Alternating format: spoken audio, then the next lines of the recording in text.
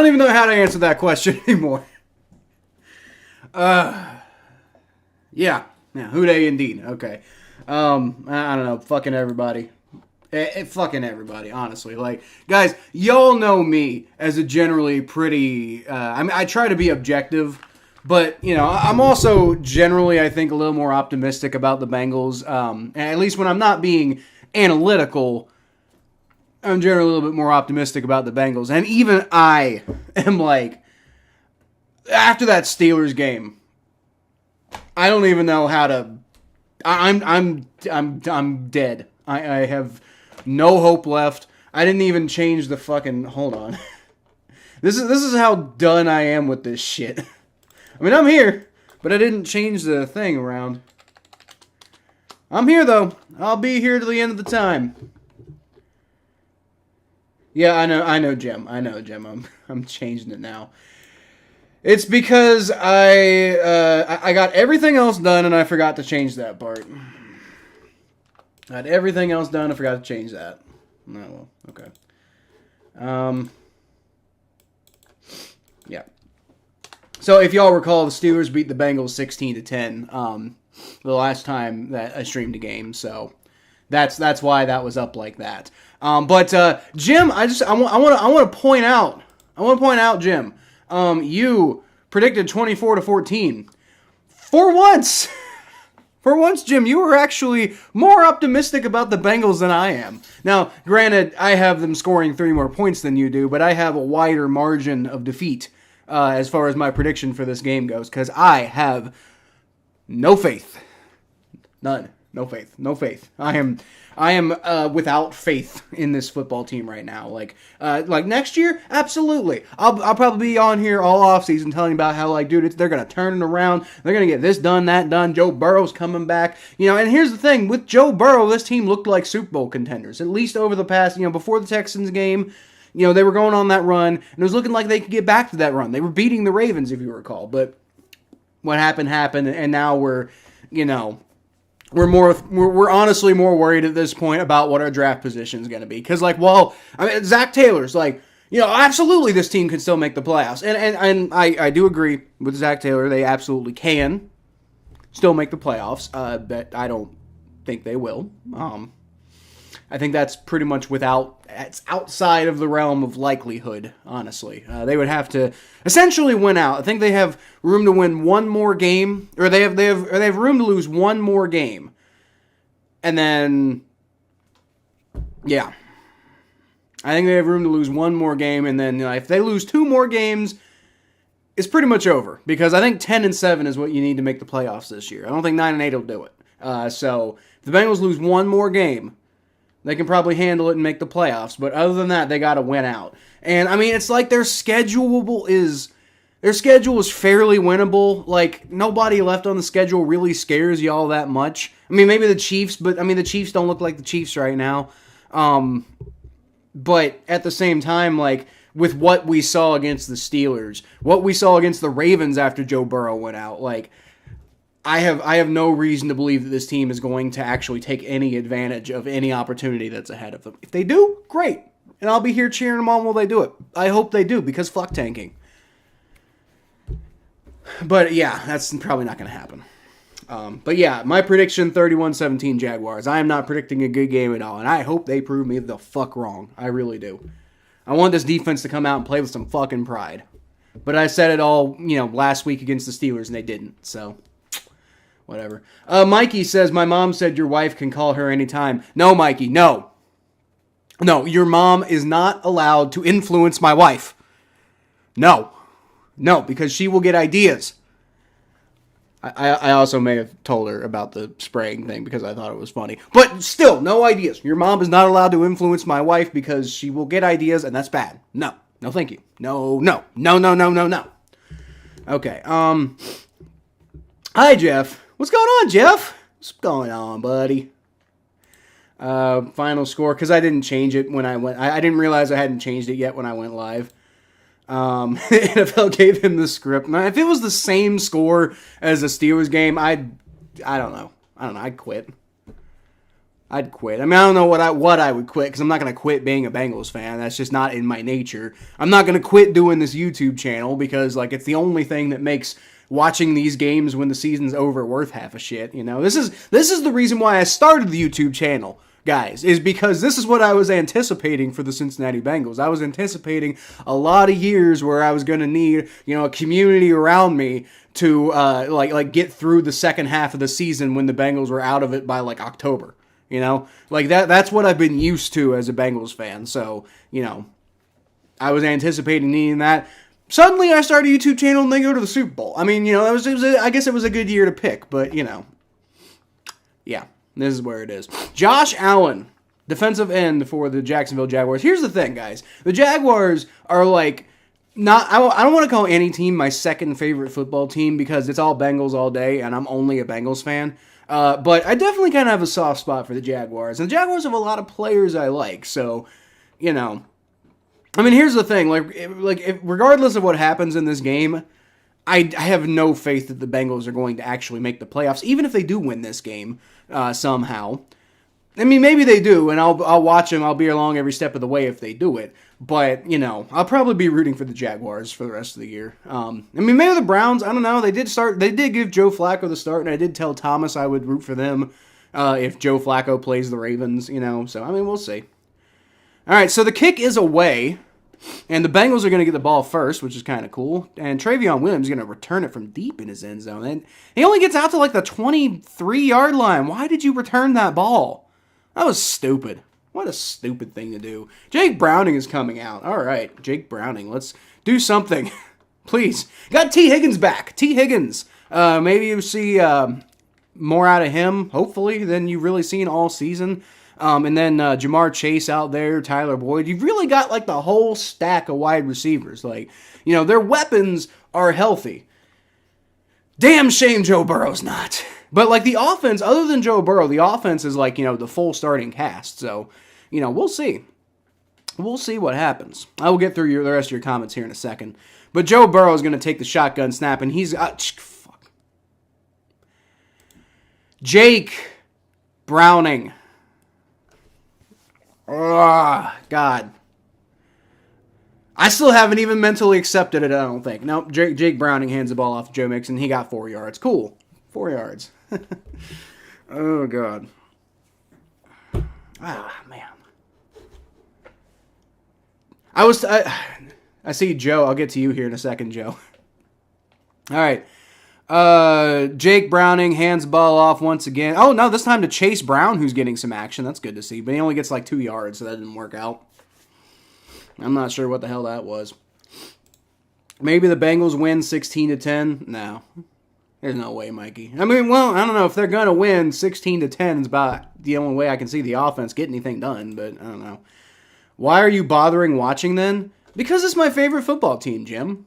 Like, it's my favorite team, and I want to see them win. Like, I don't think they're going to make the playoffs, but, like, I still want to see them win. You know, I want to see them build something for next year. That's why I'm watching. At least the Steelers lost. Yeah, that's good. When the Steelers lose, that's always good. Jake Browning throws it to Tanner Hudson, and he does not quite get a first down there. But it's going to be 4th and, like, 1. Or, like, 4th and inches, really. And they're not going to go for it, are they? They appear to be going for it. Jake Browning takes... Oh, they're going for it. Jake takes shotgun snap, throws... And, okay, so they actually did give him the first down. Okay, that was really confusing. So they did give the Bengals the first down. The Bengals really quickly got the snap off, and because they gave him the first down, and, like, there was no way he actually got a first down. So instead of letting them challenge it, they took a snap. So they threw a play pretty quickly to Tyler Boyd, who gets tackled after a yard, but there's a face mask penalty on the play, so the Bengals will get another first down, and that's, I guess, they ripped his helmet off. That's what happened. All right, well, can't do that, Jaguars. Well, I guess if anything, if there's any way the Bengals win this game, it's probably if the Jaguars just play like crap. You know, that's a good way. I don't know. Keep pissing them off. Let's go. We were down 21-0 in the first 7 minutes. Yeah, I know, Mikey. I was paying a little bit of attention before I showed up in your stream. Jamar Chase takes the it's like a screen pass to him, or maybe like a dump off pass, but like he gets tackled like 5 yards behind the line of scrimmage. What the hell was that? Did not make any sense. They're only calling it 3 yards, whatever. I don't trust Jake. It's not that I don't trust Jake, Jeff. It's that this team doesn't seem to believe, like they say they believe in Jake, but like they didn't play like they believed in Jake. Against the Steelers. Like, I've seen too many teams with backup quarterbacks this year staying relevant. And the Cincinnati Bengals came out against the Pittsburgh Steelers and they looked completely lost. So, like, I mean, that's how I feel about that, Jeff. It's going to be a handoff to Chase Brown, and this time he gets a few yards out of that. He gets about 6 or 7. And so it's going to be third and more manageable at the very least. More manageable than it was. This all black/white thing isn't working for me. Well, if you pay attention to the Bengals, it's not all black and white. They do have some like orange highlights there. So here's my thoughts about the black and white thing. Like I like it as an alternate uniform. I would hate it, especially the helmets. I would hate it if they just replaced the uniforms with that. But as an alternate uniform, I kind of dig it. All right, Jake Browning.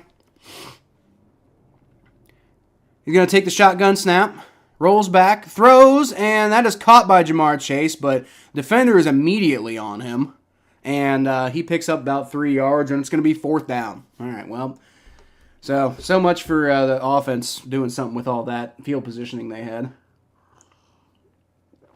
So that's going to get them to about the 45-yard line or so, and they're pretty much just going to have to punt now. I mean, the good news...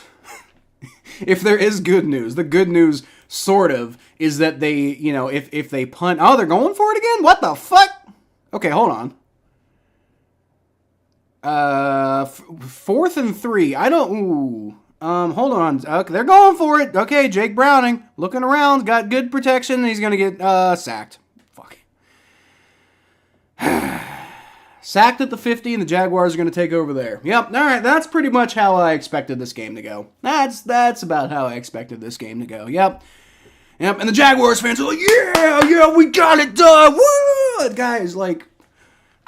Guys, come on. Like, it's the no Joe Burrow Bengals, come on. Like, let's have some, like, realism here. Like, come on, I don't know. And maybe the defense could do something here. What I was going to say, if they punt it here, and Brad Robbins actually puts a good punt together, which you're already assuming that. But let's say Brad Robbins has a good punt and you pin him deep. Still don't fucking matter. Because the defense let Kenny Pickett, drives 85 yards down the field for a go-ahead touchdown in the most crucial moment in that game. And that right there, by the way, Jeff, is why I do not believe in the Jake Browning Bengals. It's not that I don't believe in Jake Browning. It's that I don't, despite all the talk, I don't believe that the Bengals believe in Jake Browning. I think the Bengals believe their season's over, despite all the talk. I think they're basically just saying it's not over because they're professionals and they have to act that way. But I don't believe that the Bengals really believe in their season anymore. So, I mean, until further notice, prove me wrong. But I mean, I've seen other teams out here playing with backup quarterbacks and staying relevant in the conversation. The Cleveland Browns are in the middle of a playoff push right now. Deshaun Watson's been out for a couple of weeks, yet they're still relevant in the playoff discussion. The Minnesota Vikings, they're falling off a little bit lately, but they had a pretty decent push there with Josh Dobbs. There's been a lot of backup quarterback play this year, and Jake Browning is not a terrible backup quarterback. He's definitely not the best by any means, but I'd say he's a pretty mid-range backup quarterback. And I'd say other than the one interception, the interception did suck. But other than the one interception, which still gave them the ball at the 15-yard line. But other than that one interception, Jake Browning, for the most part, played a good enough game to beat the Steelers. And so you really just got to, have the rest of the team kind of, step up play around him. You can't expect Jake Browning to go out there and, throw for, 30 points a game like Joe Burrow does. You just can't expect that. And honestly, expecting that out of Joe Burrow is kind of unfair, too, because it doesn't happen every single week. And, when you have a defense built around an offense that's expected to score 30-plus points a game, And if you don't score 30-plus points, you've got a significant chance of losing. And, yeah, turnovers are great defense, but, like, you cannot subsist on turnovers. All right, well, Jaguars coming out with excellent field positioning. They got the ball at the 49-yard line. I think the Bengals just got a little too head full of steam on that one. Trevor's going to throw it deep, and he's got a wide open Christian Kirk. Just totally, completely wide open. He didn't even get hit, and he is in a lot of pain on the ground right now. That's non-contact injury. That's never good. But back to the Bengals for a second. What are you doing?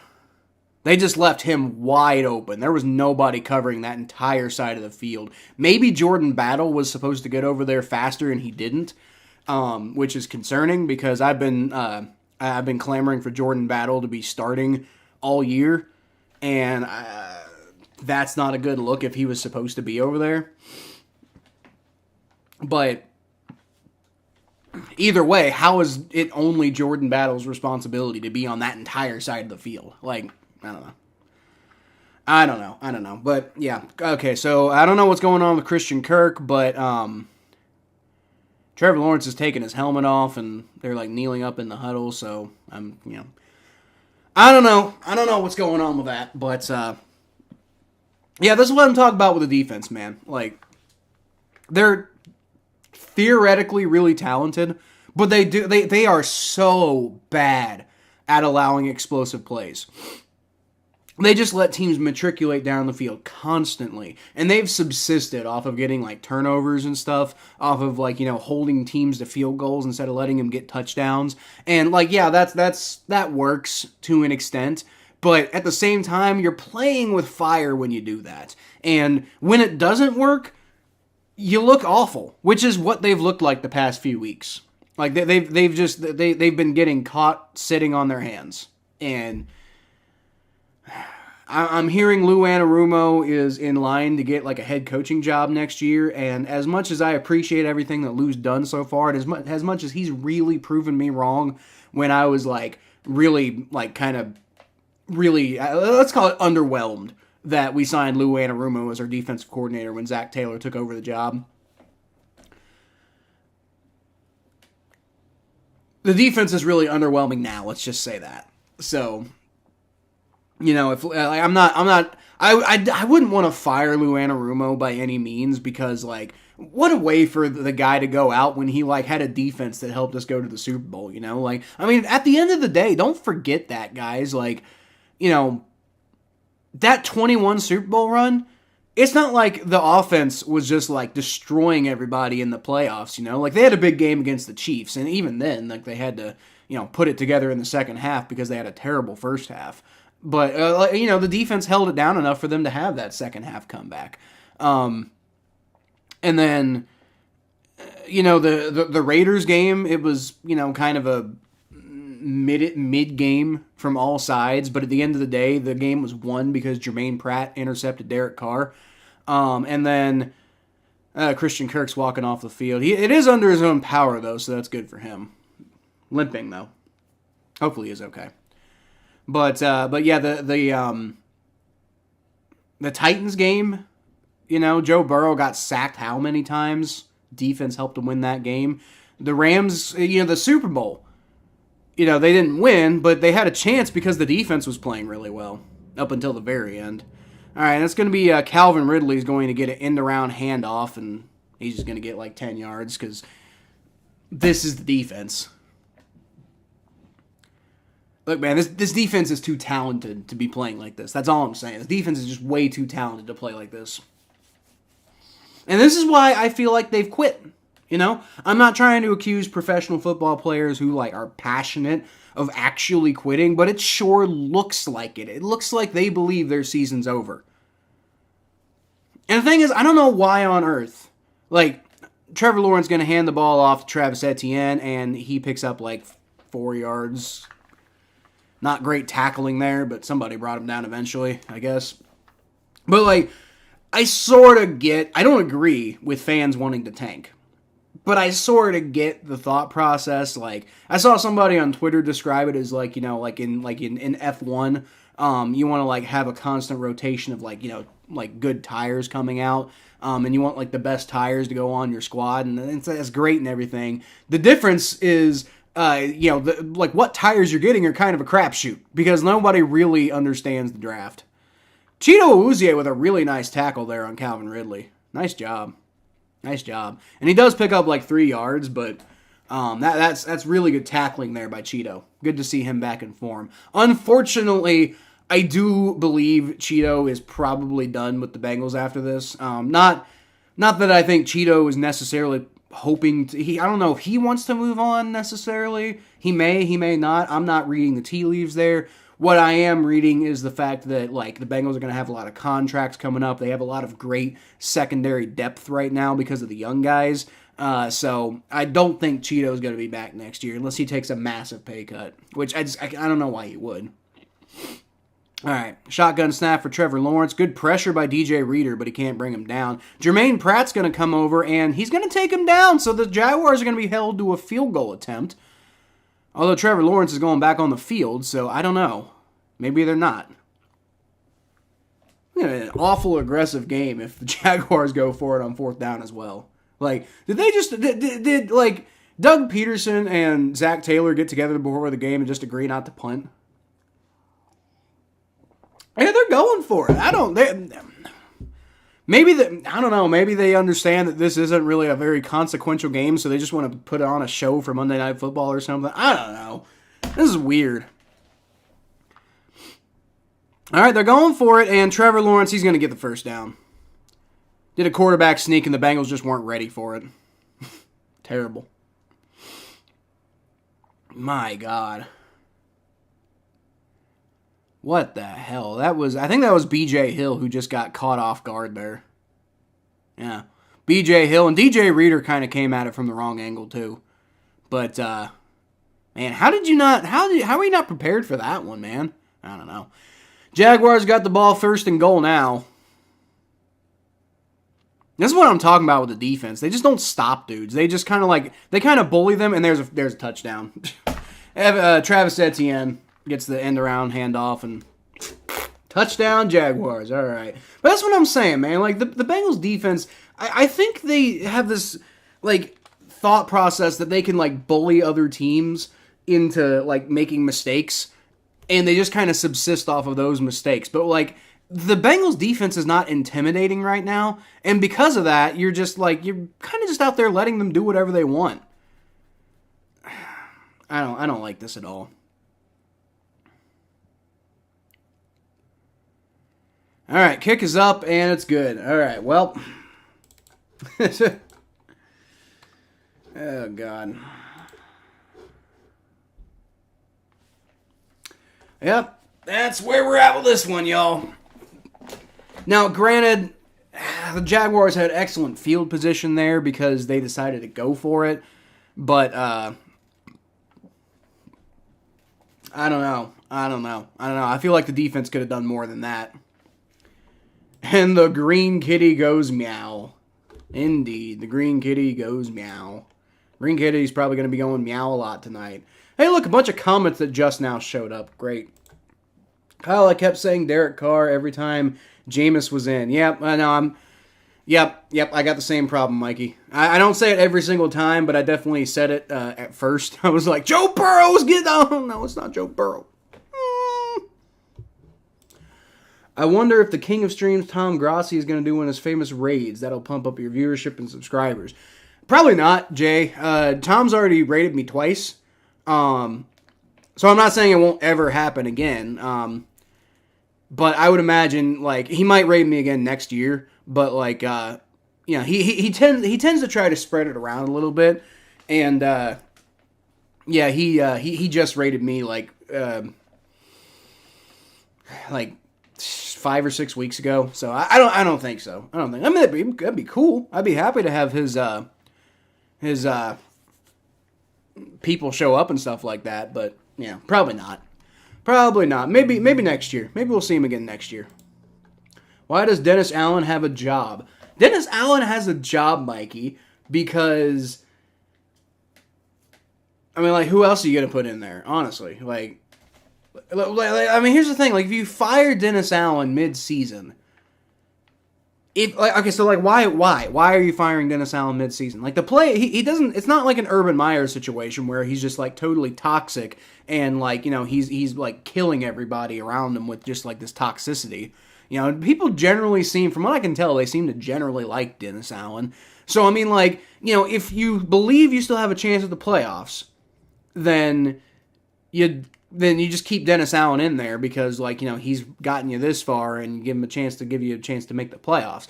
If you think the playoff push is over, unless Dennis Allen is just reviled by the team, then you don't fire him mid-season. Like, that's the reason why he still has a job. I don't know if he'll have a job next year, at least not with the Saints, but you know, I don't think he's going to get fired mid-season. Like, the Saints haven't had a bad enough year to get fired mid-season, I don't think. Never watched Tom live, just his reactions, and I love the new scripted videos. Yeah, Jim. All right, so that's going to be returned from the 5-yard line for Travion Williams, and he's going to get a nice seam there down to the 40, 45. Great return there by Travion Williams. Make up for the last one. Let's go. Never watched Tom live, just his reactions, and love the new scripted videos. I watched Tom. Oh, there's a flag. It's probably going to come back on the Bengals. Damn it.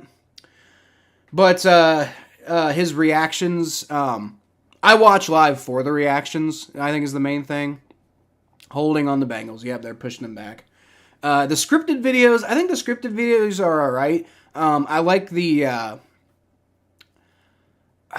I like the coach series and the reaction, like the predetermined, like the scripted reactions and stuff like that he does. But like, you know, the scripted series, I think it's good. I don't think it's like his best work. I'll watch it sometimes for sure. But you know, I wouldn't say that his scripted series is my favorite one that he's done. All right, shotgun position for Jake Browning. He's going to throw it short to Jamar Chase, who's just going to get tackled after a yard. God. What did your wife say when you told her about the spray? Well, she got an evil look in her eye. That's all I'll say, Mikey. So that's why I said your mom is not allowed to influence my wife. Mikey, Saints fan for life. Denny Allen was the heir apparent to Peyton with the Broncos. He was likely given the gig given his prior, albeit poor, head coach experience. Yeah, pretty much. I think Mikey's wondering why he still has a job. And the reason he still has a job is because I don't think he's done anything deserving of being fired midway through the season. Like, just, like, you know, bad years happen. You don't fire coaches in the middle of bad years every single time, you know?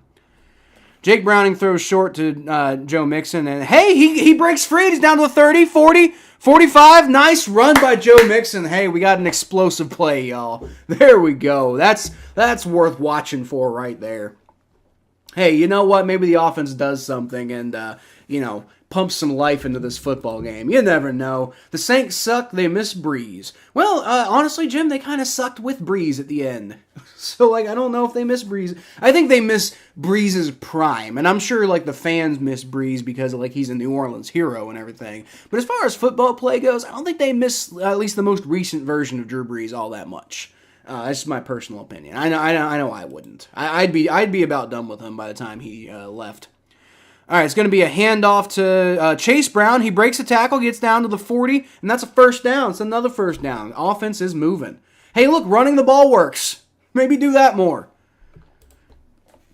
They really went for downs on 4th and 3 with Jake Browning. What do they think they are? Dallas. I don't know what Zach was doing there, honestly. Like, maybe they felt like it was like no man's land. And they did have a successful 4th down conversion earlier, so I don't know. I'm not really sure what Zach was thinking, but maybe partially he was thinking, let's try to pump some life into the offense, and hopefully the defense can stop them, which, spoiler alert, no. But, all right, Jake Browning throws it short to Jamar Chase, who does not make a man miss, but he does drag him for about 4 yards, so that worked out okay. These quick dump off passes to Jamar Chase with like basically these empty wide receiver screens don't seem to be working all that well. So I don't know why we keep doing them. Like, Jamar Chase is great at being elusive when he's got a head full of steam, but like starting from zero, he doesn't really seem to break a whole lot of tackles like when he's just standing still. So I don't know about these short passes like that.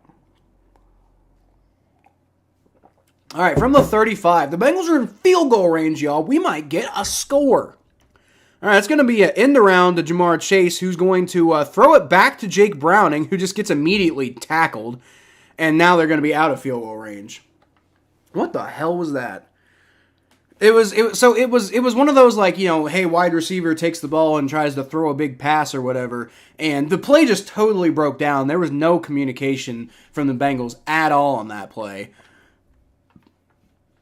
And Jamar Chase nearly falls down and just ends up dumping off short to Jake Browning because he's the only one open.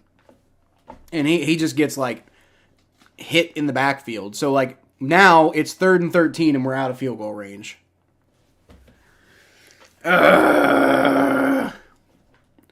Jake Browning throws short to Jamar Chase, who gets hit and down about the 39-yard line. Bro, throw Evan McPherson in there. I don't care if it's a long field goal. Give him a shot. I do not care. I do not care.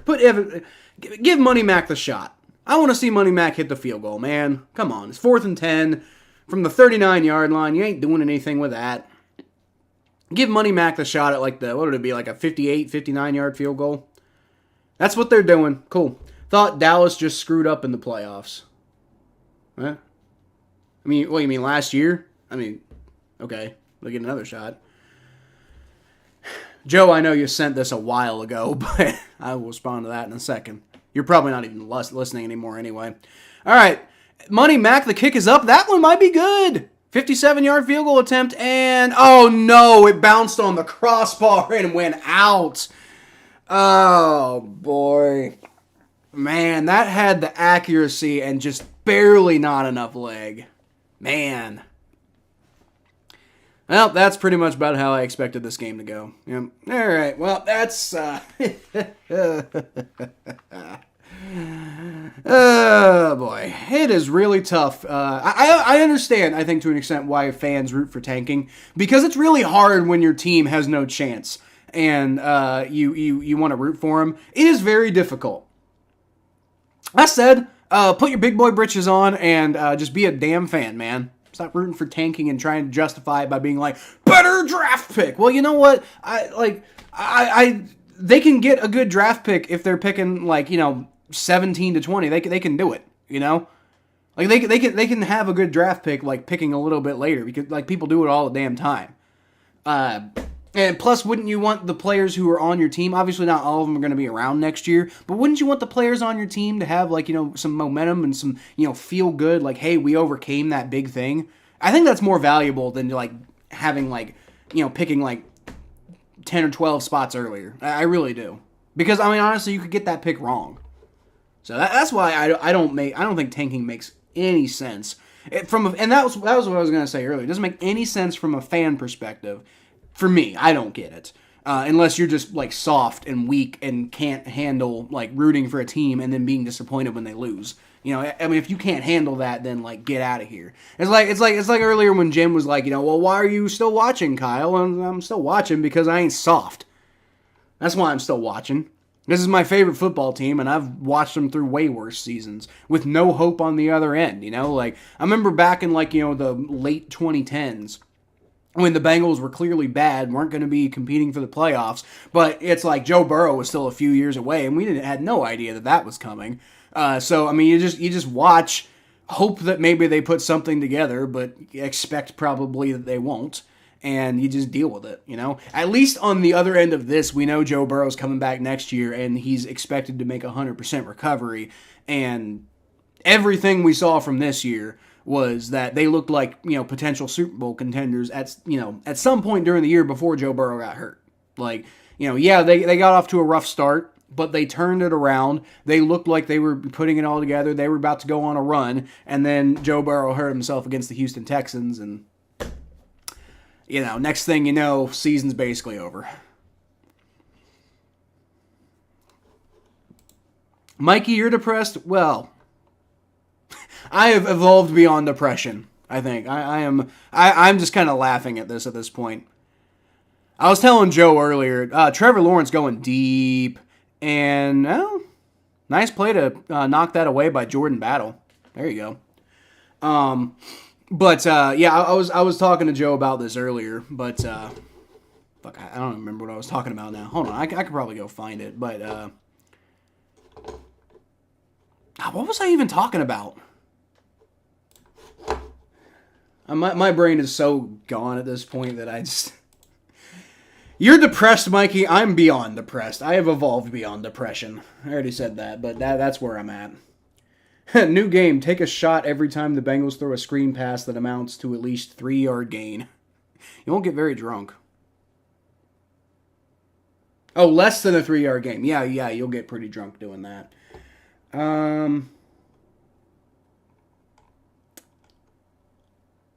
Maybe it was a different time I was talking to Joe. I don't know. I'll probably remember it again later. Like, this is the second time I've tried to think of it, and then I got, like, sidetracked by my own talking. All right. Richard Worcester says, or Worcestershire. How do you pronounce your last name, Richard? Cincy has to be aggressive on offense because the Jaguars are going to be Zac Taylor has to outcoach his bro, who's the Jaguars OC. Yeah, well. That's dropped. Trevor Lawrence had Zay Jones wide open for a first down, and he dropped it. So it's fourth down. The Bengals defense holds, but they only really hold because the defense didn't do anything there, or because the Jaguars offense just didn't accomplish.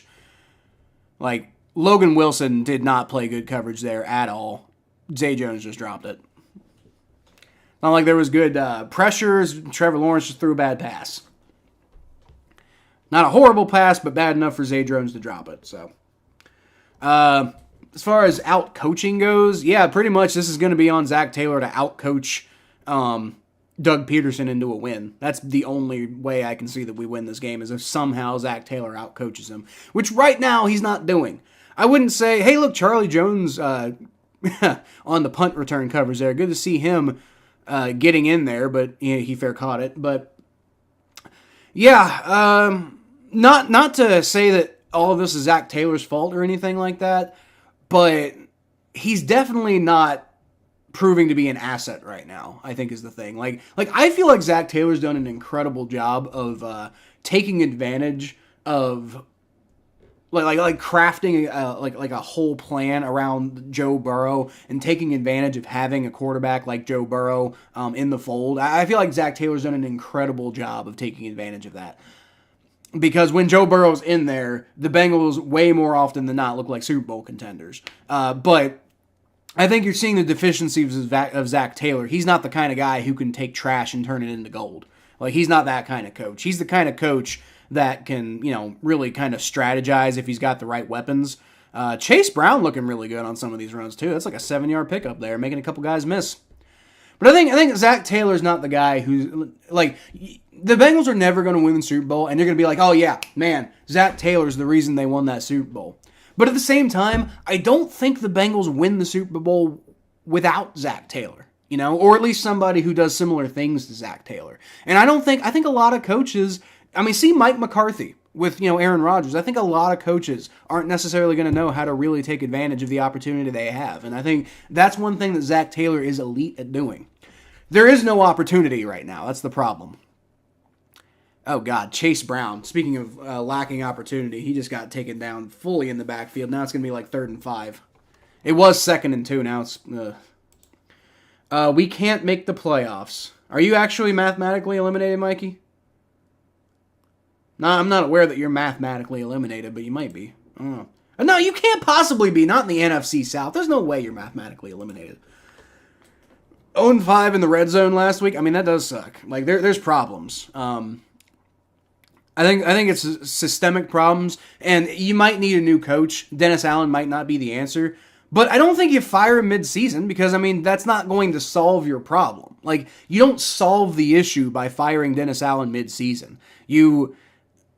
Maybe give the next guy a head start for next season, but that's probably not even what's going to happen. What's going to happen is if you fire Dennis Allen, you're going to have an interim coach in there, and then that guy's probably not going to be the head coach next year. So, the only thing you do at that point is you give some other guy, an opportunity to get experience being a temporary head coach. Like, other than that, I really don't see any reason to fire Dennis Allen. Like, it doesn't seem like he's a piece of shit or anything like that. Like, they fired Josh McDaniels in Las Vegas because he's a terrible person. They fired Urban Meyer mid-season because he's a terrible person. Like, nobody wanted to be around him. It wasn't because they were losing.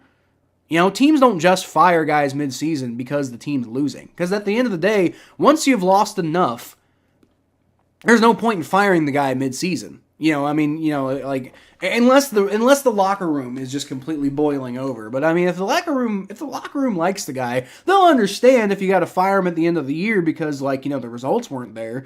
But it's gonna look really weird if you're like firing him mid-season and people like him. I think I just don't think Dennis Allen's a candidate for that. I told people they'll miss Breeze. Once again, I'm not entirely sure they do miss Breeze. I think you guys miss I think you guys miss prime Breeze, I think you guys miss, like, Drew Brees when he was at the top of his game. But, like, at the end of the day, don't forget that Drew Brees, at the very end of his career, was not that great of a quarterback. Like, the last year of Drew Brees was not, like, that was more like what the Chargers got out of Drew Brees than what you guys got out of Drew Brees for the most part, So I don't think you guys really miss Drew Brees. I think you guys miss, like, what Drew Brees used to be, which wasn't what Drew Brees was anymore. That's a Sneaky Pete. That's a play Sneaky Pete would call. How long was that field goal attempt? It was 57 yards, which he's made before. So I don't know what his issue is. I really don't. I think Money Mac is. I think I'm gonna stop calling him that because he's not money anymore. He's kind of a. At least this year, he has been a fairly average kicker. Nothing special at all. He wasn't all that special last year, so yeah. I'm just gonna start calling him Evan McPherson. You got to earn that nickname back, bud. All right, 3rd and 4. Bengals got the ball at the 14-yard line. I think Derek Carr is dead. Yeah. All right.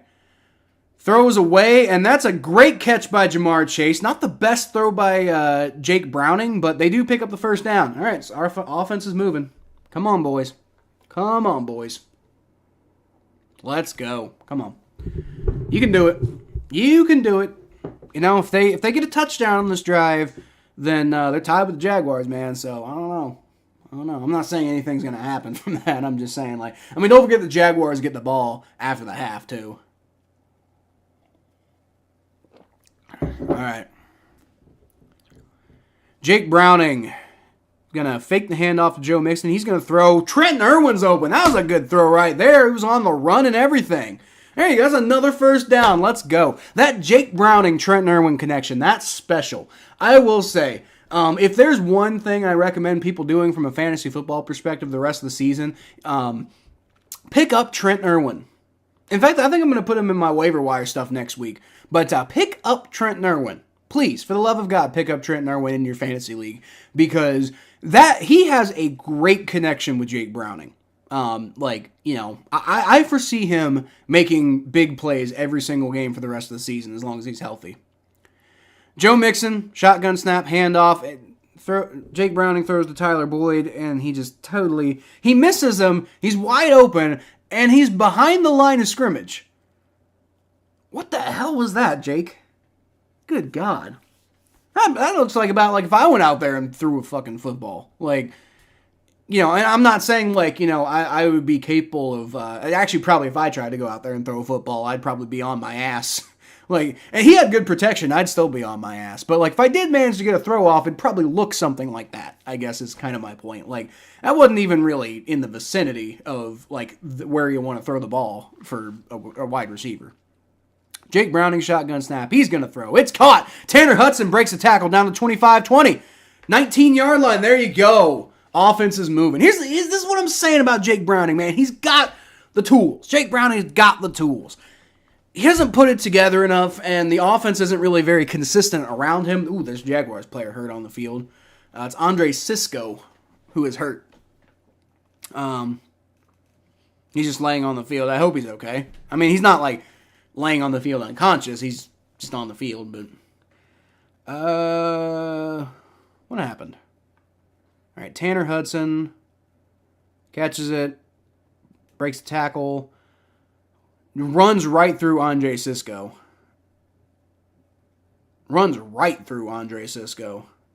And Cisco brings him down, but Hudson picks up like an extra 2 yards out of it. So I'm not sure what happened. It must have just been must have hit something in the wrong place. Might have dislocated a shoulder or something. I don't know. Looks like he's okay, though. Looks like he's okay. Hopefully he stays okay. Hey, look, we got a new guy. Chris Kaufman. I'll get to your comments in a second. Went to Mary Poppins play today. That's cool, Mikey. I don't know if I'd want to go see a Mary Poppins play personally. That's not... I hope you enjoyed it, though. I hope you enjoyed it. I'm not saying fire him this season. Well, you'll probably get your wish at the end of the season, honestly, Mikey. All right, Jake Browning. Yeah, there you go. And I think that's T. Higgins. We got a T. Higgins sighting. There you go. Down to the 5-yard line. Jake Browning's wheeling and dealing, y'all. He looks like a pretty decent backup quarterback. Like, you know... I mean, like, here's the thing. Like, if they would play competent defense, then there's a chance that they could win some games. Now, do they win, like, all but one of their remaining games? Like, do they win out except for maybe one game? I don't think they do that, but I think you can win some games with Jake Browning. Because, I mean, he's got, you know, some talent. He just, you know. All right, Mixon takes the handoff, and he gets down. Does he have a touchdown? He got stopped, but then he, like, went back to his legs moving, and they're calling it a touchdown. Let's go. Let's go. That's what you like to see. You like to see something happen. There you go. We win or lose, you know, man, can you imagine if they give me hope to make the playoffs? I'm going to be a wreck. You maybe could have argued that forward progress was called, but I guess if they didn't blow the whistle, because I don't have my sound on, I don't know if they blew the whistle, but yeah, Joe Mixon keeping his legs moving, and he gets himself in the end zone. You love to see it. All right. And looks like there's no challenge. Kick is up, and that's good. Hey, money. Hey, money. Your money on the extra point. At least right now you are. Why does everyone prefer next? Another screen pass to Chase or another trick play to Chase. What? Which does everyone prefer next? Another screen pass to Chase or another trick play to Chase? I would rather... I know you're probably, like, being sarcastic, but, I mean, like, out of those two, I'd rather see the trick play because, like, the screen passes just are completely useless. The trick plays haven't really worked, but those could work, you know? Like, I mean, those aren't just so... like, utterly useless that you couldn't ever see one working. So, I mean, I don't know. I'd rather neither, you know? But, like, if you're going to pick, I'd rather have the trick play, because, like, that's got a chance of working. Alvin Kamara is frustrated. Yeah, I would be too. But he's a professional. He's going to go out there and play. Saints offense looks dead other than Kamara. Well, you know, fun fact, I wanted Alvin Kamara, in Cincinnati, that year. I think was that like the same draft class as Joe Mixon? I can't remember, but I wanted Alvin Kamara to be Bengals running back. But then I kind of figured we might have to take him in the first round, which we wouldn't have had to. But I didn't want him if we had to get him in the first round. But if we could have had him in the second round, I wanted Alvin Kamara. But we did not get Alvin Kamara. We got Joe Mixon, which is fine. Joe Mixon's great. But I was a big Alvin Kamara fan. Which is weird. He plays for Tennessee. I don't like Tennessee. But, you know, I was able to look past the rivalry and be like, dude, Alvin Kamara, I want him on the Bengals. What's up, Kyle? What's up, Daniel Barry Sports Highlights? What's going on, buddy? What's up? I'll tell you what's up. We've got simulation preseason football going on right now. We've got the Cincinnati Bengals playing in prime time on Monday Night Football in the middle of a playoff race. But frankly, and I was talking about this to Joe earlier. This might have been maybe what I was trying to think of earlier. But I was talking about this with Joe earlier. But it really just kind of feels like preseason to me, you know? Like, it's obviously not. But, like, as far as, like, whether it's consequential or not, like, if the Bengals win, great. I hope they do. I hope they win every game the rest of the season. That'd be awesome. They'll make the playoffs if they do that. But realistically, I don't think they're going to win enough games to make the playoffs the way that they played against the Steelers, and at least the way they started playing against the Jaguars. The way the defense played in general, the way the defense has played so far. Yeah, I'm not terribly confident in the Bengals' ability to, like, you know, I mean, I don't know, if they beat the Jaguars, you know, the Jaguars might be the best team left on their schedule. So if they beat the Jaguars, I guess they can beat anybody. But, like, will they consistently beat everybody is the question. If the answer's no, then you're not making the playoffs. You know, like, you got room for one more loss. Other than that, you know, it's over. So it feels like the preseason to me. It feels like there's nothing of consequence left. You know, like, it feels like, oh, hey, if we win, cool. Give the guys some confidence who are out there playing. But, like, you know, whatever. I don't want them to tank, to be clear. But, all right. Evan McPherson knocks that through the end zone. Here comes Browning's red zone test. Well, I think he passed. I mean, he didn't get a touchdown. But he kept us cool enough to keep driving through the red zone, and then they handed it off to Joe Mixon. He got it in the end zone. So I'd say that was like a solid B, maybe even B+ performance by Jake Browning in the red zone there. So pretty decently solid. Be right back, guys. Got to make sure my son's in bed. If I miss a play, I'm sorry. Oh, well, no shit. Hold on, they're about to do the play. I do got to make sure my son's in bed, though, so I'll have to do that here in a second. All right, Trevor Lawrence under center, fakes the handoff to Etienne, and he's going to throw it to a tight end because, of course, you would. Like, why would you do anything against this Bengals defense other than throw it to a tight end? That's a guy named Farnell. I don't even know who the hell that is, but he's a tight end, and he's playing the Bengals. So, you know, you can bet your ass he's going to you can bet your ass he's going to probably have a good game today because he's a tight end. Luke Farrell, third-year tight end out of Ohio State, apparently.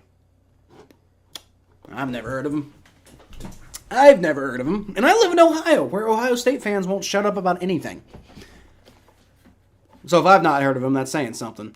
ETN's going to take the handoff, and, yeah, you had B.J. Hill in the backfield there.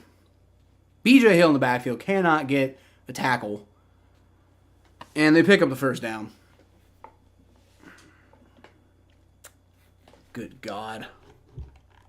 Good God. For what Mickey said last night, he can go too. What did Mickey Loomis, I'm assuming is what you're saying, but what did Mickey say last night, Mikey?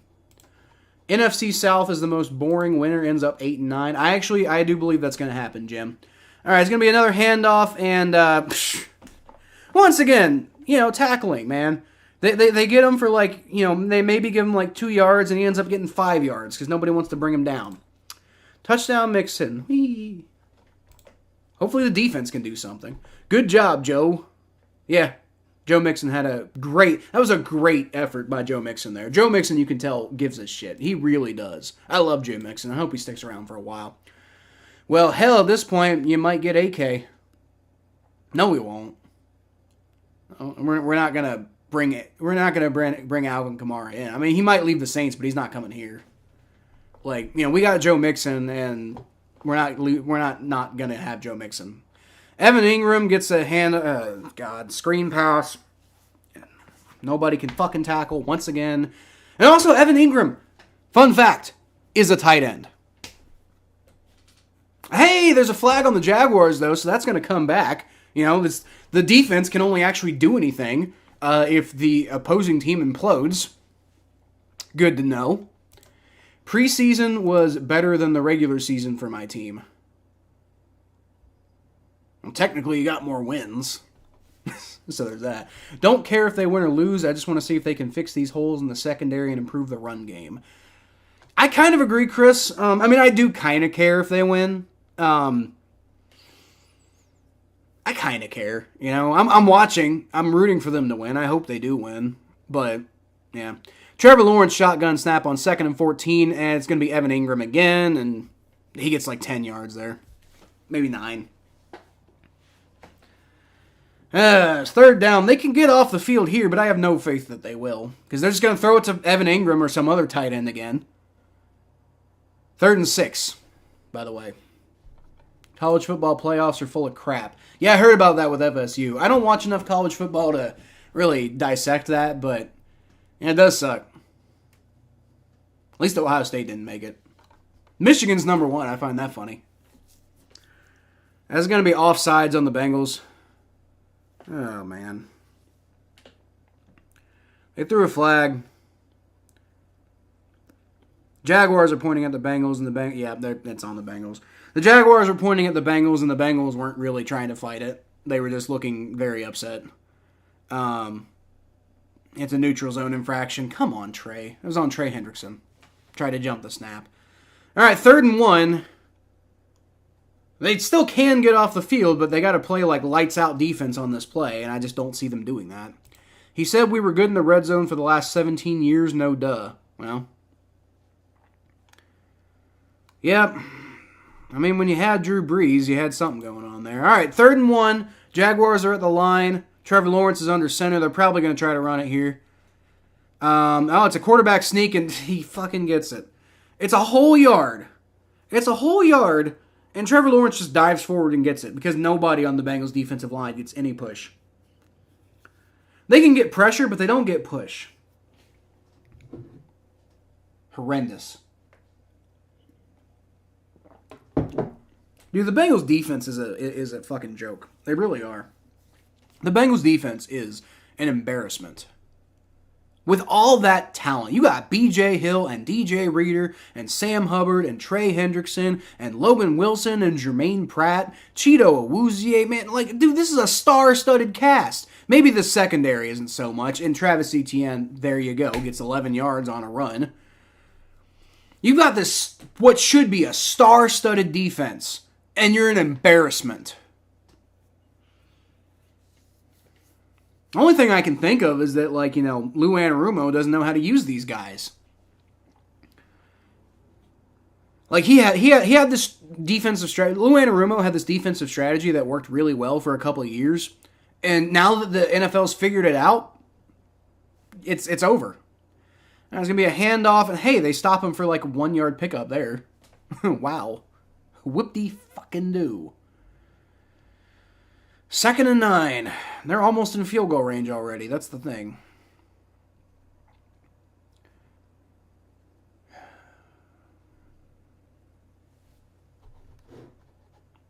This is awful. Going back to Chris's comments, I don't care if they win or lose. I just want to see them fix the holes in the secondary and improve the run game. Well, they're not doing that, Chris.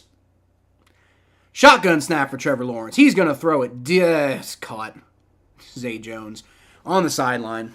Why wouldn't it be? No coverage. And that was Cheeto Awuzie, too. That was Cheeto. You expect way more out of him. No coverage. Good God. He wasn't even looking. He got totally burned on that play. Like, Zay Jones just cut back and Cheeto wasn't even paying attention. Good God. This defense is awful, dude. This defense is like the worst I've seen this defense in at least since 2020. I don't even remember if 2020 was this bad. Trevor Lawrence throws it short to Evan Ingram, and he's going to dive in for the touchdown because he's a fucking tight end. I told everybody on the planet. If it's a tight end playing the Bengals, pick them up on the waiver wire, put them in. They will give you a big game. What happened? Evan Ingram, touchdown. No ability to cover tight ends. Just absolute fucking joke. It's an absolute joke, and I'm getting tired of seeing it every week. If I can predict it with this level, like, I'm some guy, who runs a YouTube channel. I haven't played football since I was in middle school. And yet I can sit here and diagnose exactly how to break down the Bengals defense. Kick is up and it's good. This is embarrassing. This is embarrassing on the part of the defense. I will get to y'all's comments here in a second, but I need to make sure my son got in bed.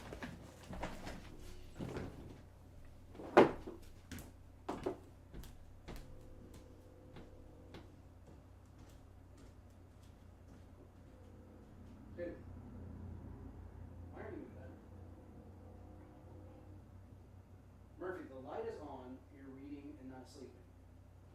Did you turn the timer off? Why did you turn the timer off? The timer was for you going to bed.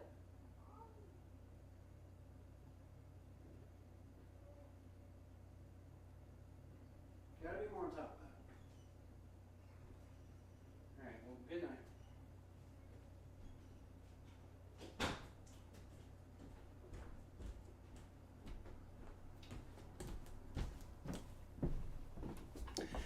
That's those parental instincts right there. Caught him up at like 11 o'clock the other day. And he's like 8 with like ADHD and ODD and stuff like that. So like staying up late is basically a death sentence for the rest of us the next day.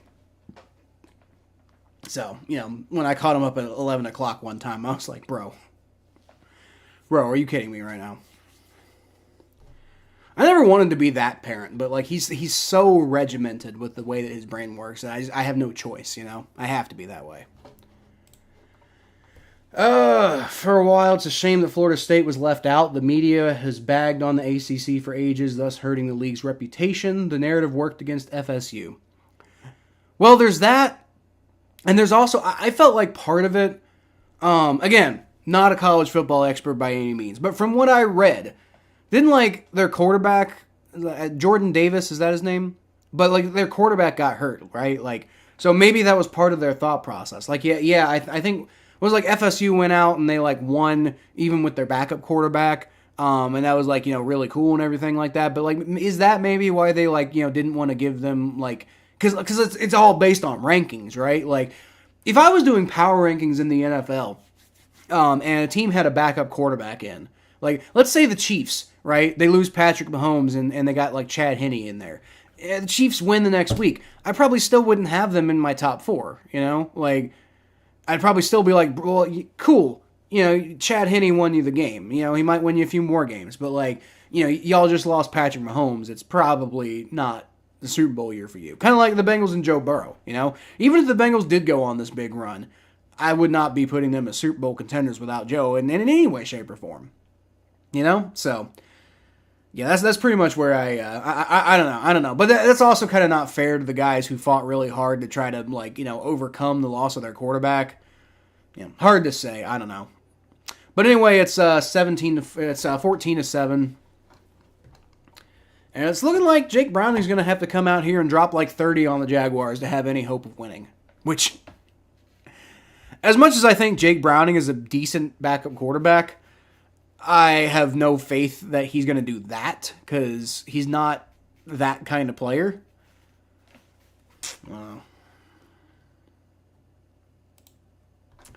My boy Jaden Daniels is a Heisman finalist. He's the LSU quarterback, right? That's pretty cool. Hey, T. Higgins picks up a first down. There you go. T. Higgins having a game. Let's go. T. Higgins, let's get him going. Another guy who I don't think is going to be back next year. The Bengals might franchise tag him. The Bengals might franchise tag T. Higgins. He might be back next year. But I don't think they're going to give him the contract because they're going to give that contract to Jamar Chase. T. Higgins has got, like, maybe one. Really, maybe. Like, there's a very slim chance he's around for another 2 years because they franchise tag him twice. But, like, most likely he's probably not going to be back next year. But, good to see him, like, potentially getting some money, getting paid. Mitch Wilcox, wow, great heads-up play by Jake Browning. He had pressure on him immediately. Terrible offensive line protection there. And Jake Browning keeps his head enough to find Mitch Wilcox, get him the ball. Mitch Wilcox picks up a first down. So there you go. He had 2 free rushers back there. Ended up getting hit. Still found Mitch Wilcox. There you go. Jake Browning, man, he's got his head on straight. That's the thing. He deserves to be part of a winning football team. He just, unfortunately, I don't think is.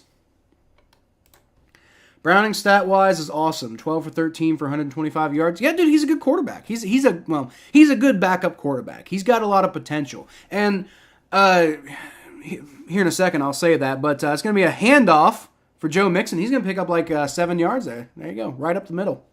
But fun fact that a lot of people might not know about Jake Browning, but he got hurt early on in his career in college.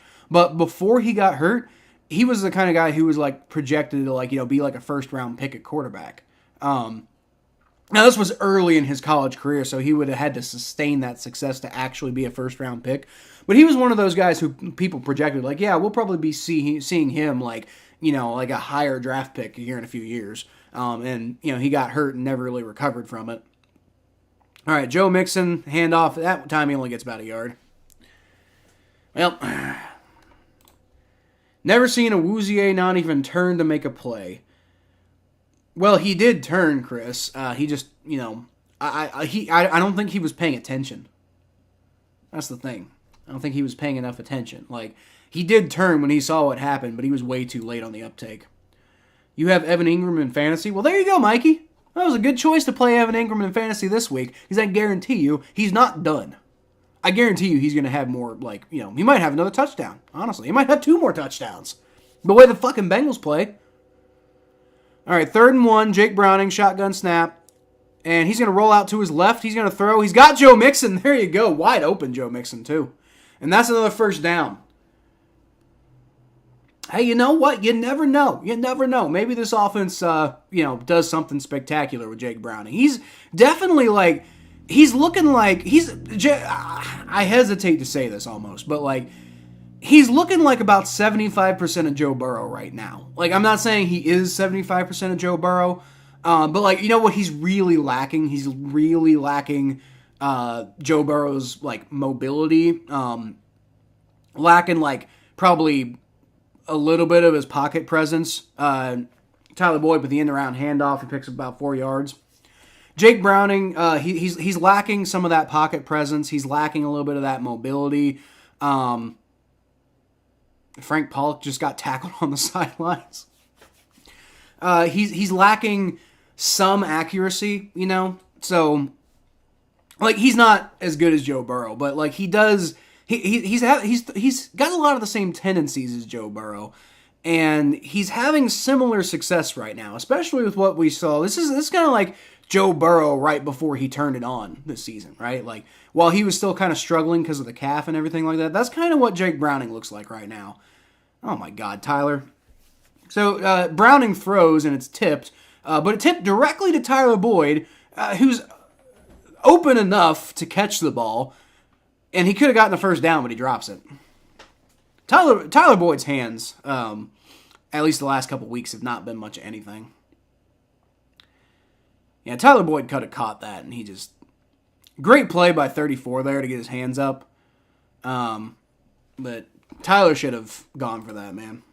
Murphy's good? Yeah, he's fine. He's fine. He just wasn't in bed yet. But no, he's fine. He's all good. He's all good. Jake Browning shotgun snap. He's going to throw, and he's got a man. There you go. Tyler Boyd catches it that time. About a 10-yard pickup. That's another Bengals first down. Let's go. You heard your conversation with Murphy? Yeah, it's because he should have been in bed, man. He really should have been in bed, but, it's all good. It's all good, but he's fine. He just needs to pay more attention. I turned the alarm on the stove for him, so that it would go off and be like, hey, this alarm means go to bed, because it's 9 o'clock and you don't need to be staying up that late.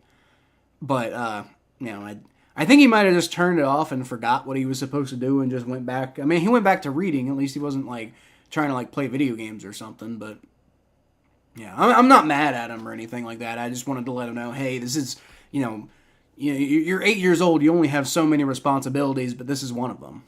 One of your responsibilities is to make sure that when I tell you, hey, the timer means go to bed, your responsibility is to heed that and go to bed. So it's just stuff you got to work on with kids over time, Nobody's mad at them.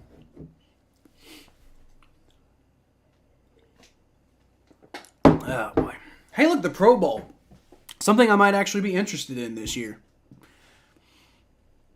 Nobody's really interested in the Pro Bowl. But the thing is, I've been completely not paying any attention to the Pro Bowl the last couple of years because the Bengals have made these, deep playoff runs. This year, probably not. Probably not going to make a deep playoff run, hell, they, we still need the defense to step up.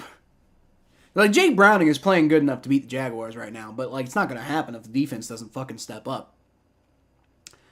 But hey, you know what? You never know. If we beat the Jaguars, maybe we beat the Jaguars, suddenly we're 6-6. Isn't that awesome? Problem is, we still got to win 4 more games the rest of the year, and we only have like 5 games left to play. So I mean, like, what's the rest of the schedule? I know you got the Chiefs and the Browns and the Steelers, and that game against the Steelers just. The Steelers you're most likely competing with for that number 7 seed too. So, what you got left? Like, they're all winnable games, but like, do you really feel like they're gonna win any of them? Next week you got the Colts, and the Colts have kind of been stepping it up a little bit lately, right?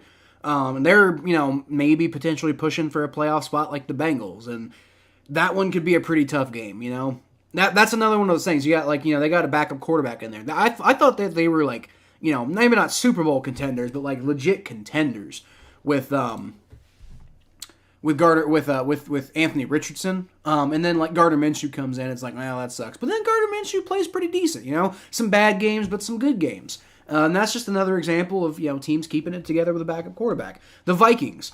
That one's probably pretty winnable because, they had that, little magic, boost with Josh Dobbs, and they've, haven't been quite playing like that lately. So, Vikings probably a pretty winnable game. Hold on, handoff, and I think that's Mixon, and he picks up about 3 yards on 1st and 10. That is Mixon. Okay, so, Colts theoretically winnable, but it's kind of hard to say with the Colts. Vikings pretty winnable. Steelers should be winnable. Should have won that damn game. Chiefs, frankly, winnable. Like, let's be honest. The Chiefs don't look like the Chiefs right now. So I think the Chiefs are a winnable game. The Browns, with their quarterback situation, definitely winnable. All right, Jake Browning's going to fake the handoff to Joe Mixon. He's going to roll out to his right. He's going to throw. He's got Drew Sample for another first down. Let's go. Let's go, man. Jake Browning's out here wheeling and dealing.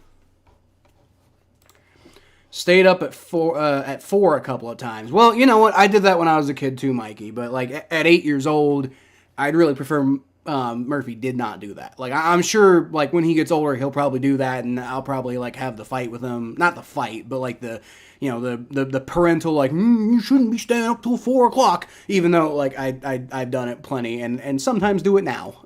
So I'll probably have that hypocritic conversation with him at some point, just because all parents do. But yeah. But he's 8. If he's staying up till 4 right now, that's a problem. I don't even think he can stay up till 4 right now. When he does get tired, he crashes. Jordan Travis, yeah. There's 21 other players on that team. Yeah. You miss Trey? I like Trey. I wish we'd, be a little bit more successful with him right now, but it's going to be a handoff to Joe Mixon. He gets about halfway to the end zone on 1st and goal. That's not too bad. I had Pat Freiermuth last week. Dude, don't tell me that, Mikey. Ugh. Pat Freiermuth. I'm stupid. Kyle is a Bengals fan. Can't you talk with other Saints fan about your team? Nah, Jim, this is I'm a Bengals fan, but this is an NFL channel. And also Mikey's one of the best, most consistent people here. So, I'm more than happy to talk about any football team. If you guys want to come on here and talk about the Seahawks, I probably don't have as much knowledge about the Seahawks right now, but I'm be more than happy to do it. Joe Mixon is in for another touchdown, dude. Let's go. He's another dude. That Joe Mixon's one guy who before this last week got a touchdown. Let's go. Joe Mixon's a guy who last week I actually had on my waiver wire series, or not on my start series. I'm like, hey, Joe Mixon, you're going to want to be starting him going forward because with Jake Browning, Joe Mixon's going to get a lot more opportunities. And he didn't take advantage of it against the Steelers, and he actually didn't get that many opportunities against the Steelers either. But he's making the most of it right now. That's 2 touchdowns on the day for Mixon. Let's go. And the Bengals are a lot more competitive in this one than they were in the last one. Let's go. Let's go. And, hey, I just want to point out, Bengals offense. We want to sit here and say, like, Zac Taylor, not a good coach. Can we at least give him credit when they're doing well? You know? He's got Jake Browning in there at quarterback, and they're looking, right now, the offense is looking about as competent as it was with Joe Burrow in there. So, I'm not saying, Joe who? I'm not saying anything like that by any means, but I am saying maybe we can just give Zac Taylor a little bit of credit for, maybe not being a horrible coach. I don't know. Has your wife ever got ideas? Well, I mean, she gets ideas all the time that I don't like. As far as, like, with the spraying thing, I mean, that just happened yesterday, so, I mean, I'm sure she got ideas from me telling her about it, but, like, she's not going to have ideas right now because, like, frankly, she's asleep right now, and I'm, like, this game is not really, in my opinion, worth, like, a big, like, huge reaction like that. If the Bengals win, you might get something like that out of me at the end. Maybe you might get something like that out of me at the end. But if they lose, I'm not gonna like Mikey, you were like throwing stuff and like acting like the devil possessed you and stuff like that. Like, you're not gonna get that out of me in this game. Other games, sure, I've done it before on stream. I've been really mad and expressed my displeasure. You're not going to get that from me this stream, though, because my expectations are on the floor. So if they win and something good happens, you might see me get really excited about that. But you're not going to see me, really, I might get, shitty and sarcastic and bitter and stuff like that. But I'm probably not going to get, really angry, right? Because I don't really expect much. Like, if they win, great. I don't think they will, but the offense is doing pretty good. Just need the defense to step up, honestly. What was your reaction when I was getting sprayed on stream? Dude, I fucking cracked up when I was like, that's funny. I thought that was really funny, Mikey. Your mom definitely, caught the comedic timing on that one. I thought that shit was funny. Jake can turn into a Trent Dilfer game manager type. That's what I'm saying, Jay. I think Jake is a solid player, and he mimics Joe Burrow's style enough that I think, you can do something with him, even if he can't be the reason the team wins, as long as he's not the reason Bengals lose games, he could have a decent backup career. That's what I'm saying, now I don't know if it's going to matter in Cincinnati because I think we've proven at this point that if Joe Burrow's not the quarterback, we're screwed, period. The defense is not, has never been elite here. The defense has been elite at certain things, but the defense has never been elite here with Joe Burrow. They've been pretty good at certain things, but never truly elite, And this year, they're bad. At least right now, they're bad. They've had some flashes this year. They've had some good games, but right now, they're bad. It's a bad defense right now. That's all I can say about it, is there's I have no faith in this defense to do anything. After watching them let Kenny Pickett march 85 yards for a touchdown in the most crucial moment of that game, I have lost faith in every single member of that defense. I love members of that defense. Jermaine Pratt, as I said in your stream, is a fucking hero and deserves to be. I want a Jermaine Pratt statue outside of Paul Brown Stadium. But I have no faith in him right now. DJ Reader, great player, playing like shit lately. BJ Hill,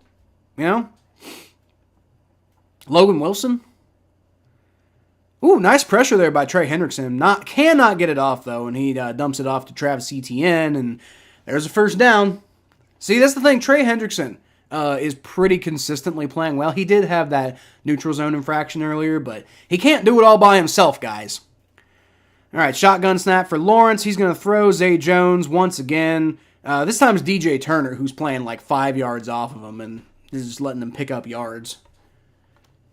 Now here's the thing. The Bengals offense can get points and it's not going to goddamn matter. It is quarter 2, by the way. It's been quarter 2 for a while. I don't know what the hell I'm doing. I have Joe Mixon in fantasy too. Well, you know what, Mikey? Right now you're making a lot of good fantasy decisions. I don't know what your record is, but right now you're making a lot of good decisions. Those are the correct players to have at the moment. All right, Trevor Lawrence shotgun snap, and the Bengals get a sack. And that is Sam Hubbard, I think, who got that one. That was a pretty big sack, too. That was about 6 or 7 yards. That was a nice play by the defense. And see, that's the thing. Like, the Bengals, there's only like 35 seconds left. Not going to matter. And the Jaguars are just going to get the ball right back, too, because of halftime. I didn't even realize we were that late in the half. Now, you know what? If they can at least prevent the Jaguars from getting points, that'll give you at least some momentum, hopefully. But here's the thing. When the Bengals' defensive line gets pressure, then you've got something going on. But they're so inconsistent with the pressure this year that, like, nobody else... Because, like, your secondary is kind of lacking a little bit as far as, like, high-end talent goes. So you really need that defensive line to get a push. And they just haven't been doing it this year. Not enough. 3rd and 9, 35 seconds left, actually, not 30. Trevor Lawrence shotgun snap, and he fumbles the ball, and he picks it back up and just gets rid of it. And, oh my God, is that caught? No, he dropped it. Okay. Trevor Lawrence actually got a pass away that was horrible pass, but it was accurate enough that they almost got, a big, like, 40-yard play out of it, but it was dropped, thank God. And the Bengals defense is bailed out by ineptitude once again. So, I'd imagine the Jaguars are going to punt it here, and the Bengals are probably just going to, like, kneel on it. I don't know. Maybe they tell Jake Browning to try to push the ball. Maybe. You never know. They do have all 3 timeouts, so maybe they try to go get a field goal. Maybe. I don't know. I would. Whether they're going to or not, I don't know. But Chuck Sizzle, which is Charlie Jones, Chuck Sizzle, gets himself a sizzly fair catch on the punt at the 25-yard line. That's the sizzliest fair catch you're ever going to see in your life, y'all. That's Chuck Sizzle out there. Dude, that's got to be like Joe Burrow's got some great nicknames, but I think Chuck Sizzle might be like the best nickname the Bengals have had since like Ocho Cinco. And even then, like Ocho Cinco was kind of a cheesy nickname. All right, Browning's going to hand the ball off to Mixon. He's going to pick up about 5 yards, and yeah, they're just going to run this down. All right, well, I don't know. I'd try to push the ball personally. I'd like,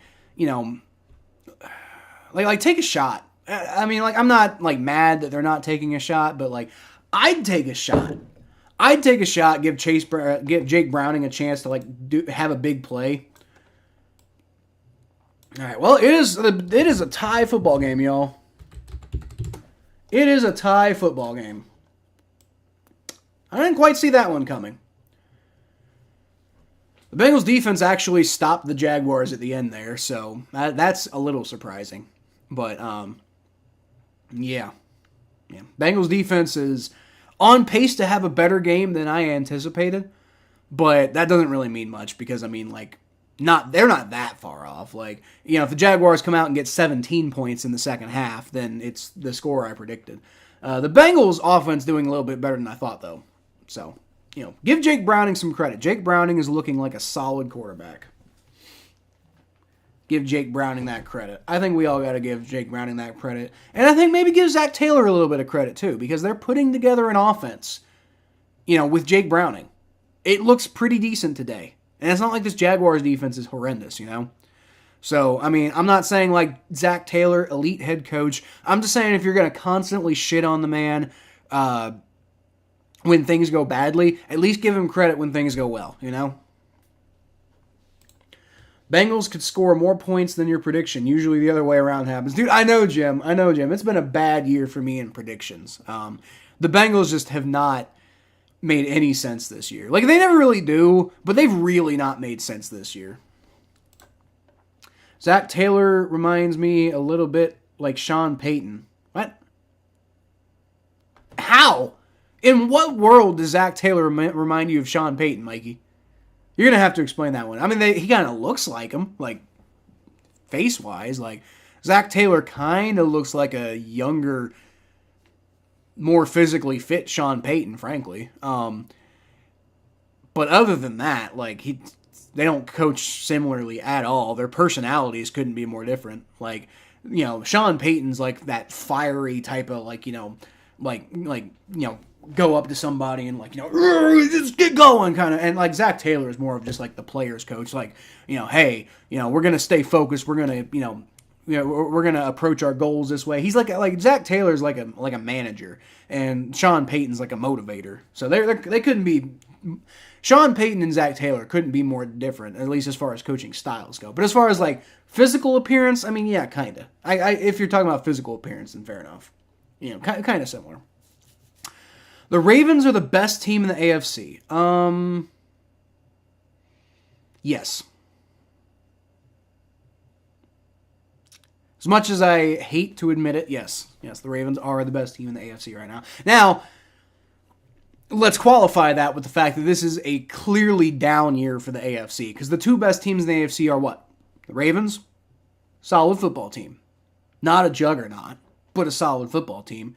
That has looked really suspect in a lot of games. They keep winning, but like they've been looking kind of suspect this year. And then the Dolphins who destroy, obliterate bad teams, and then lose the good teams. So, those are your representatives of the AFC this year, y'all.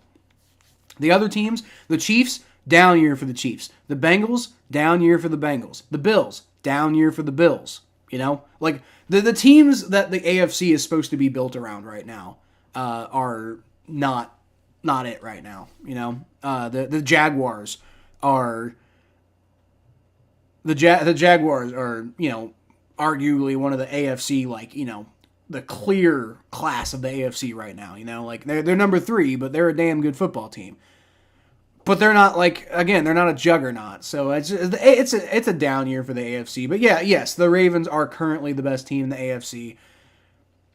Will they stay there? I don't know. You know what? What's wild? Every single, Lamar Jackson is the only healthy starting quarterback in the AFC North right now.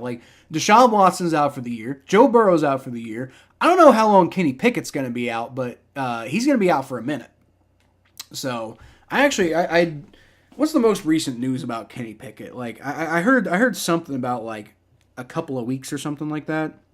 I don't know if they're planning on putting him on IR. Oh, wait. Okay, so he underwent he got ankle surgery, and yet not expected to be placed on IR, which I'm not are you going to recover from ankle surgery in 2 weeks? Because otherwise, why are you not going on IR? Because you go on IR and you can come off in 3 weeks. So I don't understand why he's not going on IR. You're going to recover from ankle surgery. Ankle surgery. You're going to be recovering from ankle surgery in 2 weeks. I don't see that. I don't see that. But, you never know. You never know. I'm not saying he couldn't come back this year. I'm just saying, the playoffs maybe. But, I mean, you could come off of IR before the playoffs. So I don't know. I'm not necessarily saying it's season ending. But coming back in 2 weeks, I don't know about that. That's weird. They signed Trace McSorley. Oh, boy.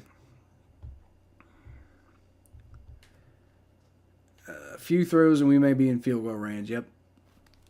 Oh, boy. All right, so this game is a lot more interesting than I thought it would be. You're getting a pretty solid Monday Night Football match, I think a lot of people went into this game expecting it to just be a blowout, the Jaguars just destroy the Bengals, and I even thought that it was going to be not a very close game.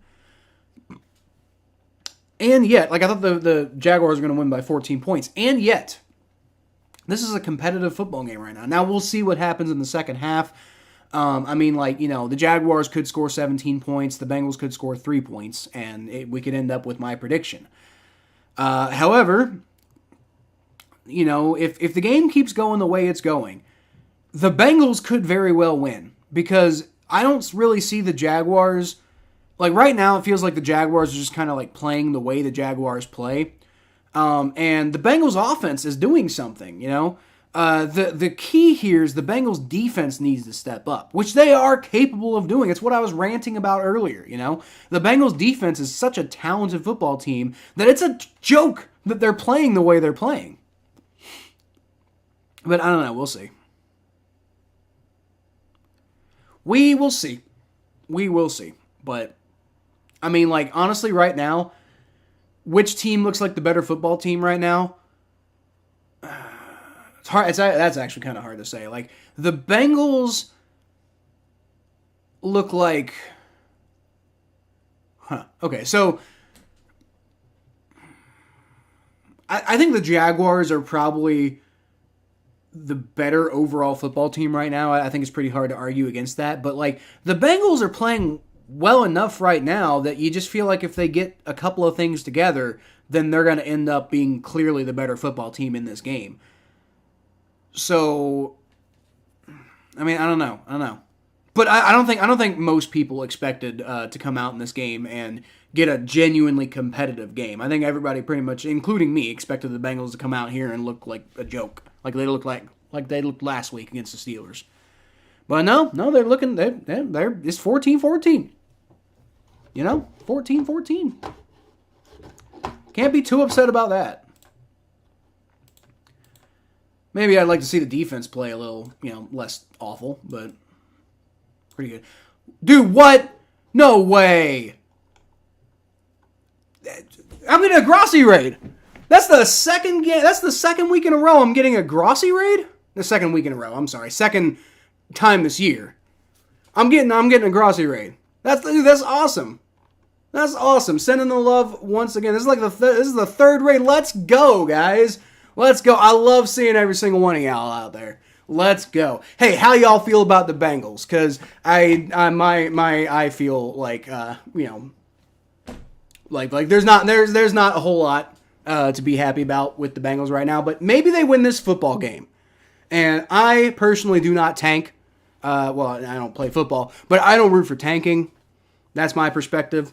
But the hope is pretty much gone without Joe Burrow. But hey, shout out to Jake Browning. Jake Browning's having a damn good game, and I think we need to take that into consideration. How long y'all been here, by the way? Because I was just like talking there for a little while, and my chat doesn't always update super quickly. So, but yeah, hey, dude, the Grossi rate, I love it every single time it happens. There's enough comments that I can't even go back to the beginning. Okay, let's see. God, I love it. I love it. Hey, feel free to like and subscribe, guys. I really appreciate all the love you can give me. I'm about 100 subs away or so from potentially monetizing this channel, and if I can monetize this channel, that would really incentivize me to put a lot more. Because I'm in school right now. I've got a lot going on in my life, and I'm just unfortunately not able to dedicate as much time as I want to this channel lately. But if I can get it monetized, then, maybe you might be seeing more content coming out of me. So, best thing you can do is subscribe, tell other people about it. I appreciate every single one of y'all coming out. Thank you, Tom Grossi. I appreciate you. This is the third time you've rated my channel. The second time this season. And, dude, what was it? Was it Ethan earlier? I can't even go back and find the comments now, but I think it might have been Ethan. Not Ethan. Somebody or other. Somebody in the chat earlier predicted like a Tom Grossi raid. Like, can you imagine if Tom Grossi raided your channel tonight? And I was like, there's no way Tom Grossi's going to raid my channel tonight, man. Like, he just raided my channel like 5 weeks ago.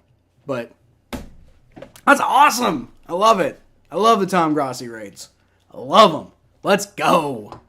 Let's go. Somebody go tell Tom Grossi to come on my show, man. I'm sure half of y'all are probably gone now because the raid's probably over. Tom's probably moved on to some other raid like he always does. He shows up for about 30 seconds and he's like, okay, time to move on. And that's cool. Show the love to as many people as you can. But if anybody's got Tom Grossi's ear, let him know. I've been trying to get him on my show for 3 years now. I tried reaching out to him on Twitter, never heard a response back. I tried emailing him, didn't hear a response. So I don't really know how to contact him. But if anybody, let him know I want him on my show. I'd love to interview him, man. I'd love to, have a chance to talk to him one-on-one and stuff like that. So, but hey, I love every single one of you. Hooday and Kitty goes meow. I love it. What's going on now? He knows. Let's go. Got to get him on the channel, man. We come and go when we want, brother.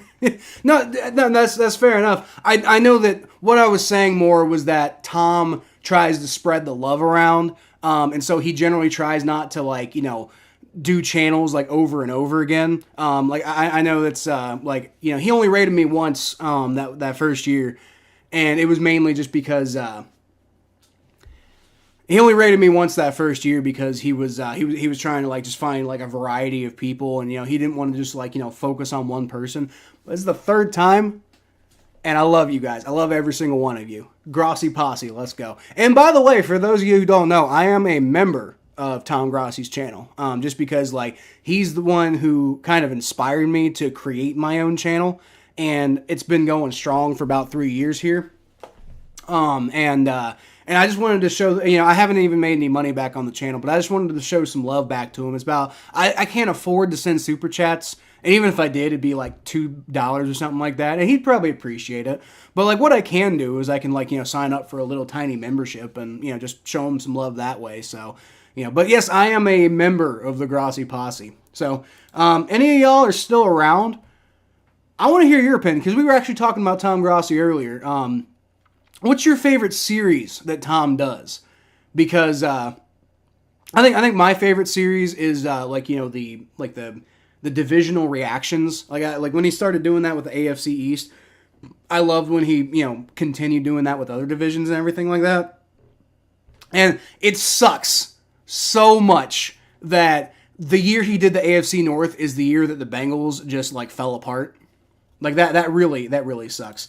Scriptwriter series. I think Jim, who's a subscriber to my channel, Jim was saying that's his favorite series, and I like the Scriptwriter series is good. I think it's a good idea. As down to 25-30, and oh god, the Bengals special teams, man, looking a bit like the Bengals defense on that one. But the Scriptwriter series is good. I like the idea behind it, but I think the reason that one isn't as, like, I'm not as into that one is because he doesn't really have, like, strong, and he probably will over time develop strong characters for that one. But because that one's so new, he hasn't really developed, like in his, like, in Coach, he has these really strong characters that he's been developing for a really long time. And Scriptwriter is such a new series that, like, he doesn't really have, like, fleshed out characters just yet. So, but, I mean, it is a good series. I'll give it that. Trevor Lawrence is going to fake a handoff, actually, to Travis Etienne. He's going to throw the ball, and that is broken up. Nice play by Cheeto Awuzie there. Number 15. I did not, I think it was the first time I called him out today. Tim Jones, wide receiver, on the target there, and Cheeto Awuzie does a great job of breaking that pass up. There you go, defense. That's the way you need to play. And if they keep playing like that, they got a chance. They really do. Stacy George, you got banned in the Grossi chat. That sucks. What did you do? That's unfortunate. Got banned in the Grossi chat, man. Scriptwriter in the North Saga. Yeah, the North Saga makes me sad. And it's not Tom Grossi's fault. That was Parker Washington on the almost first down, but Dax Hill brings them down for a third down, so they have a chance to get off the field. I don't know if they'll do it, but they got a chance to get off the field. But yeah, I'm sad about the North Saga because, like, the Bengals are, like, kind of falling apart right now. And I was hoping when he did the North Saga, it'd be a big year for the Bengals. But, just a couple years too late, man. If the NFL script is hilarious, I love the humor there. I mean, it is funny. And, the Bengals hold! 3rd and 1, and they do not let them get the first down. The Bengals defense finally, for the first time in what feels like weeks, the Bengals defense has some pride, nuts the fuck up, and stops a runner from going up the middle. Who was that? Was that B.J. Hill? I think that was B.J. Hill who kind of came in there. Yes, it was. It was B.J. Hill who made the stop. Let's go. Update the quarter. Thanks, Jeff. Yep. Thank you, Jeff. For those of you who are just joining, I have this very quirky and bad habit. Punt is away, by the way. I have this very bad habit of forgetting to actually update the scoreboard. So I took my inspiration from my scoreboard from Tom Grossi. But he's much better about actually updating it than I am, because I get so into the game that I forget to actually update the thing. But yes, it is quarter 3. Thank you, Jeff. You're right. The fan reactions are easily the best. Yep. I kind of sort of am planning on doing something similar with my channel on that. So like right now, my idea, and I still got to find some like local comedians or something like that. But like I used to do this preview series back in the day for like Bengals games, where I'd have like a correspondent come on, and it kind of like in the Daily Show style, I'd have like a correspondent portray a fan of an opposing team, and kind of like parodying like like the Locked On Sports podcast network, like they'll do like these like the host of the show will like kind of go on to the other person's podcast, like, when the teams are playing or something like that. I was going to do something like that, but with correspondence. And I actually had a guy, you could actually go watch some of those episodes from 21, where my buddy Aaron McCorder, who actually also made the background music for my channel, he did these caricatures of like NFL fans and would play like my correspondents. And some of them were received well. Some of them, like the Chargers fan, was like panned to hell and back. But Dan, the Steelers fan, is still one of the funniest characters that's ever been. I think Dan, the Steelers fan, could stand up to anything that Tom Grossi's ever done. Frankly, I think Aaron did a great job with him. But Aaron got busy, couldn't keep doing the preview series, and so I'm thinking about bringing it back at some point. Right now, I'm in college, and I don't really have.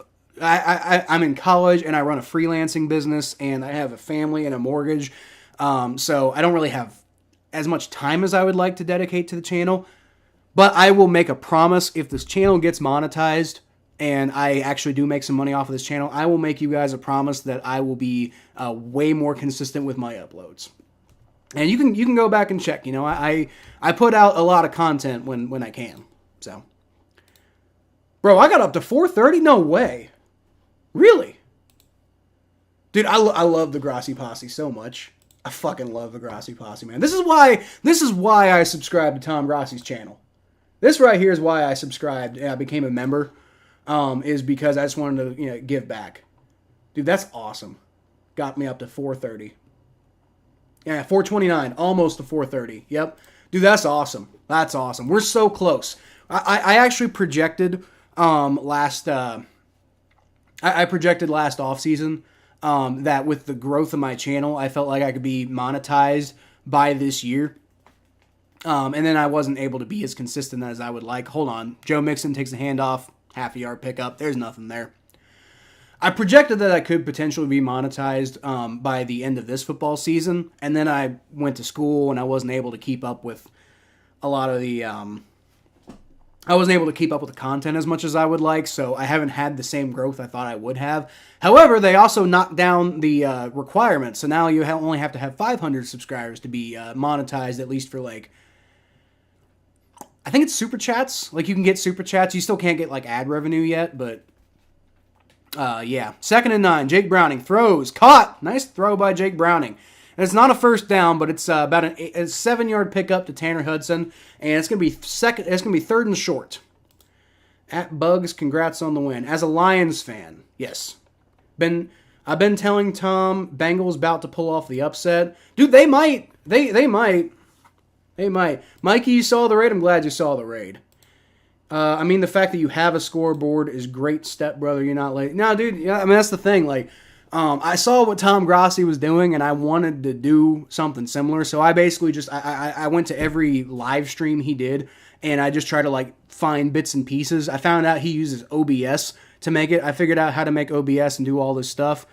Big throw, Jake Browning, Jamar Chase. He's going down the sideline, and he's going to 20 to 15, 10, 5, touchdown! Big play. Let's go. Bengals take the lead. Let's go. Hope I didn't wake my son up.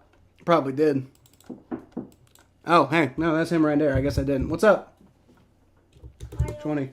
Can you keep it down, please? I'm trying to sleep. Sorry, buddy. I'll try not to go that crazy, but that was a really cool play. You want to say hi to everybody?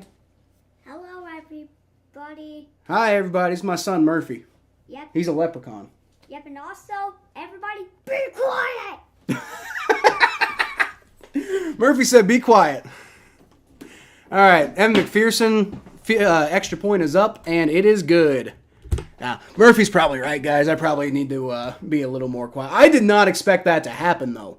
I did not expect the Bengals to give me a reason to go nuts like that. And I was even still being a little reserved there, right? Like, because I knew people were trying to sleep, and I could have gone way wilder than I did. And I mean, you can go back and watch some of my reactions to other games. I have. What is my Super Bowl prediction? Super Bowl prediction. Dude, see, the thing is, I don't know who the hell is going to make it out of the AFC right now. They're all, like, I don't believe in any of the AFC teams right now. I mean, I would love to see the Jaguars make it. The way they're playing against the Bengals right now, I don't fucking know about that. But, I don't know, man. I don't want to say the Dolphins because they can't beat a good team. I don't want to see the Chiefs because they look sus. I don't want to say the Texans because I just cannot wrap my head around the Texans going to the Super Bowl. But then again, people said that about the Bengals and they did it in 21. And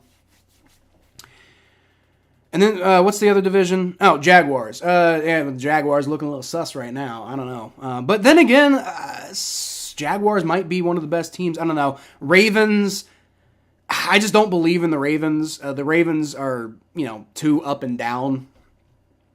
I mean, like, they win a lot, but, like, they do this all the time. They win in the regular season, and then they don't do shit in the playoffs. So, I don't know. We'll see. But, like, I don't know. Jaguars, maybe?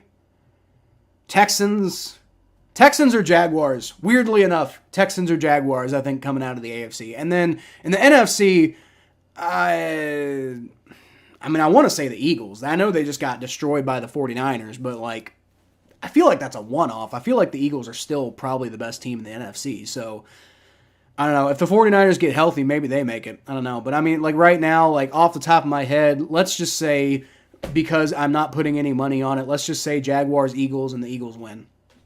Because I do think the Eagles are going to win the Super Bowl. As long as they don't let the 49ers game bring them down. Sane fight turned into a solid game. Yep, do the Lions, man. Lions, after they lost to the Packers, I thought they were going to fall apart, and they didn't. Only 75 more subs to be monetized. Well, there's that, and there's also there's public watch hours, I think is the main thing. So, like, my public watch hours aren't really that close. So, maybe not. I don't know. I'll try to put out some content, and if it's received well, then it might happen. But, check out my power rankings, because, I haven't been super consistent with it this year, but I do put out power rankings often, so, Yep, Jamar Chase, though, what a play. Let's go. All right, kick is away. We are still in the third quarter, and that's going to be returned from the end zone, which turns out to be a terrible decision. They tackle him at, like, the 15-yard line. Bengals have all the momentum right now. Let's go. Jamar Chase in fantasy. Dude, Mikey, like, you just got all these dudes in fantasy. Every single one of these dudes you got in fantasy. Hi, Kylie Hoffman. What's going on? What's going on, Kylie Hoffman? Your name is very similar to mine. At least your first name. Sports Edits. Yes. Hi, Murphy. Yeah, Murphy made an appearance. He said, please, so now you have to. I'm going to anyway. I don't want to, he doesn't deserve to be up all night because, like, I can't keep my cool. I'm the adult in the room, right? All right, Trevor Lawrence, fake handoff. He's going to throw, and that is caught. Damn.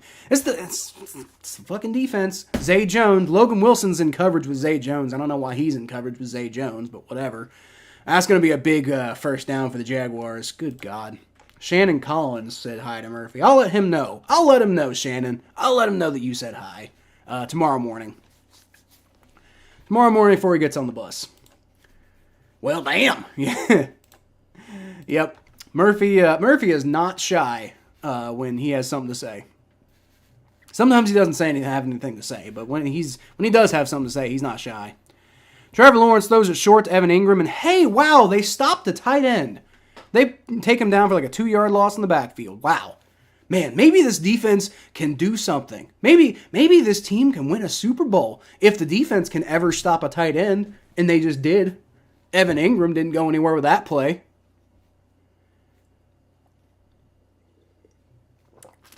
Dude, I hesitate to really believe in this team right now. But if they if they beat the Jaguars, I don't know what I'm going to do.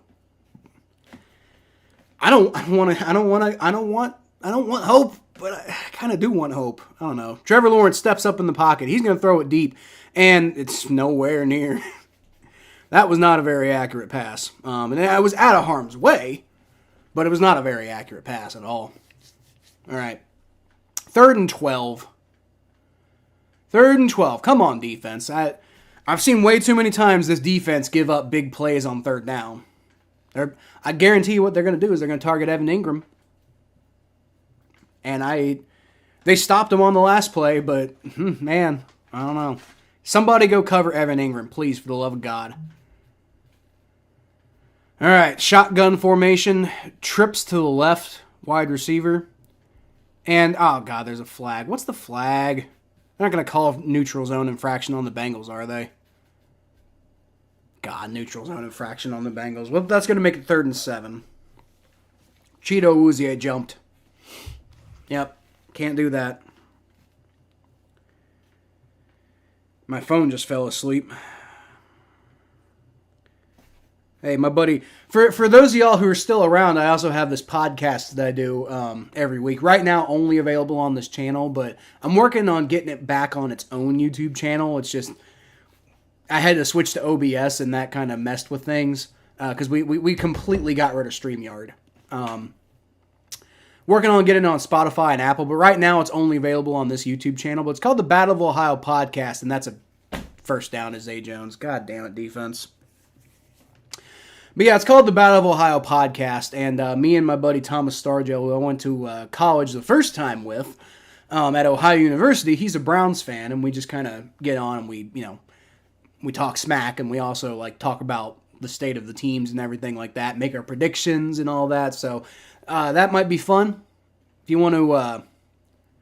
If you want something like that, Battle of Ohio Podcast. It's we usually do it on like Wednesdays, but sometimes it's on Tuesdays, sometimes it's on Thursdays. It's we both work full time, so it can't be that consistent. All right, so they stop him for about a 2, maybe a 3-yard gain. Miles Murphy getting the runaround on that one. Kylie Hoffman's going to check out my power ranking. Well, I'll make sure to actually put it out this week, Kylie. Oh, boy. Christian Kirk is out with a groin. Oh, dang. I didn't think he was going to be out. Sports Edit says Ravens. If you're talking about my Super Bowl prediction, I just don't trust the Ravens Sports Edits. Like, people keep saying, like, oh, they're one of the best teams in the NFL right now. And, like, yeah, but they're really inconsistent. So, I don't know. Like, prove it to me. Like, the Ravens need to prove it to me, not right now. Prove it to me in the playoffs. Because, like, I've seen way too many times the Ravens look like they're about to go on this big run, and Lamar Jackson just doesn't show up in the playoffs, Did I see the Pats-Chargers game yesterday? No, I didn't, Jeff. I did not see the Pats-Chargers game yesterday. You know why? Because I didn't want to watch the Pats-Chargers game yesterday. I had no desire to watch the Pats-Chargers game yesterday. I also had, like, final projects I had to do for school, so that's part of why I didn't. All right, 3rd and 1. It's going to be a handoff, and they might get him. Nope, they let him get a first down. Damn it. Cam Sample just gets dragged for the first down. Like, he had a decent angle, just couldn't bring him down. Bugs says, hello, Murphy, you got an adorable little man. You take it easy, brother. I'm subbed, and I'll stay subbed. Don't worry, I'm only subbed to about 20 channels. Have a good stream. I got to take off. All right, well, you take care, Bugs. I appreciate you believing in the channel, man. Thank you very much for your sub. I appreciate you, and I will, at the very least, you're going to get live streams out of me, and you're going to get some shorts content. I hope to get back to making regular content, but at the very least, you're going to get that. Hey, there you go. That's a good play by the Bengals defense to take Calvin Ridley down for about a 3 or 4 yard loss. I know one fact, the Bills are not making it. They could, though. That's the thing. Like, the Bills look a little washed up, but, like, who in the AFC is really... who in the AFC do you really believe in, Like, no, I don't believe in anybody in the AFC right now. It's going to be the NFC is going to win the Super Bowl this year. Like, whoever makes it from the NFC is probably the Super Bowl champion. Because, like, I don't believe in the Chiefs right now. I don't believe in the Ravens. I don't believe in the Jaguars, obviously, right now. Trevor Lawrence, shotgun snap. He's going to bail and then throw, and then it's caught. DJ Turner just lets the dude get wide open. Taking all this time off the clock too, man. Like, I mean, I guess that's good when you have a lead, but man, if the defense can't stop them, you're reliant on the offense doing something. And I mean, Jake Browning's having a good game, but like, is he gonna keep just scoring touchdowns? Like, it seems unlikely. I don't know. Like, man, this defense is too talented to play like this. They really are. Hey, Kyle, remember when I guaranteed Thomas the Eagles would beat the 49ers? Yeah, I remember that. I remember that being a wild prediction at the time, and I don't remember why it was a wild prediction, but I remember that being like wild. We thought you were crazy, and they ended up winning, so I don't know. Looking back, it's like the Eagles, we shouldn't have thought you were that crazy, but defense looks so good at points and then so bad at other times. That's my thing, Jeff. They're way too talented to play like this. Like, they're way too talented to put these results on the field. I don't know. Lou Anarumo, if you go get a head coaching job, then I'm happy for you. You know, I don't want him to be fired, but maybe it's time for a new scheme. I don't know. Trevor Lawrence, shotgun snap. He's going to roll right. And the Bengals are in pursuit. He throws, and that is nicely broken up by Mike Hilton. No flags. No flags. No flags. Mike Hilton, very good in coverage on that play. I never can watch your stream on Tuesday. Sorry, Kyle. Well, sorry. I'm sorry, Mikey. We don't often do it on Tuesday. Like, sometimes we'll knock it out on Tuesday, though, to get it out of the way. But, like, usually it's, like, on Wednesday. Sometimes it's on Thursday lately just because Thomas gets busy. But yeah, I mean, sometimes it will be on Tuesday. And if you can't make it on Tuesday, I understand. I'm not gonna like be upset if you miss the stream. People got their own lives going on. This is just the YouTube channel. You know, if you can make it, then great. If not, I'm happy that you're here when you are here. Are the Pats the worst team this year? No, they're bad. I don't know if they're the worst team this year, though. I think the Giants might be the worst team. At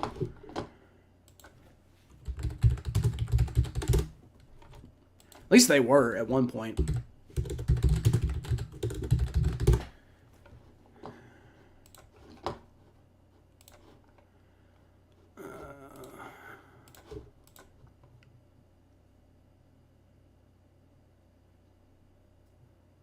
All right, 3rd and 9 for the Bengals. Can you get a stop here? Well, for the Jaguars, I guess. It's 3rd and 9 for the Jaguars. But can you get a stop here? Now, the Giants did beat the Patriots. I understand the Giants did beat the Patriots. So, I mean, maybe the Patriots... I mean, Mac Jones is probably, like, the worst, like... Okay, so the Jaguars got a touchdown. I didn't see what happened because my stream was skipping around. But that sucks. That's really annoying. My stream just kept skipping around. So I didn't see what happened. Let's see. It was a throw to Washington, and Dax Hill got his hands on it and just let him catch it. Do better, Dax. Good God. That's what this defense does, man. This defense has some... They're so talented. Dax Hill almost intercepted that, too. But he doesn't come down with it, and he lets the other guy catch it. Like, dude, if you're going to do that, and you know you're not going to, like, actually catch it, then you got to get your hand... You got to disrupt it enough so that the other guy doesn't catch it. God damn it, Dax. Chargers 6-0. You mean 6... No, I'm not sure what you're referring to there, Mikey. Did you watch the shitty Saints game yesterday? No, not really, actually, Mikey. I watched you and David is his name, right? I watched you and David, but I didn't actually watch the game. I just kind of like came and hung out with you guys, but I wasn't watching the Saints game, I don't think.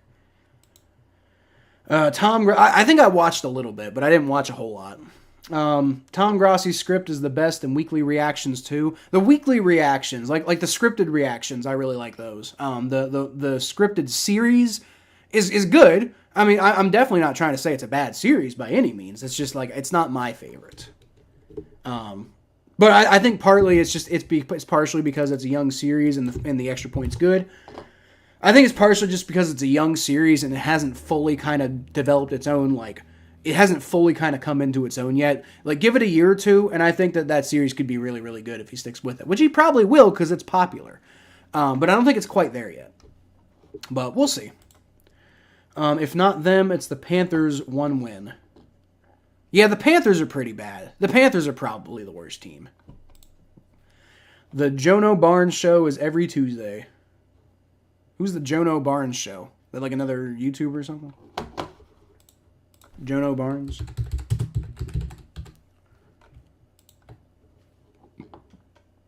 Looks like a Saints guy.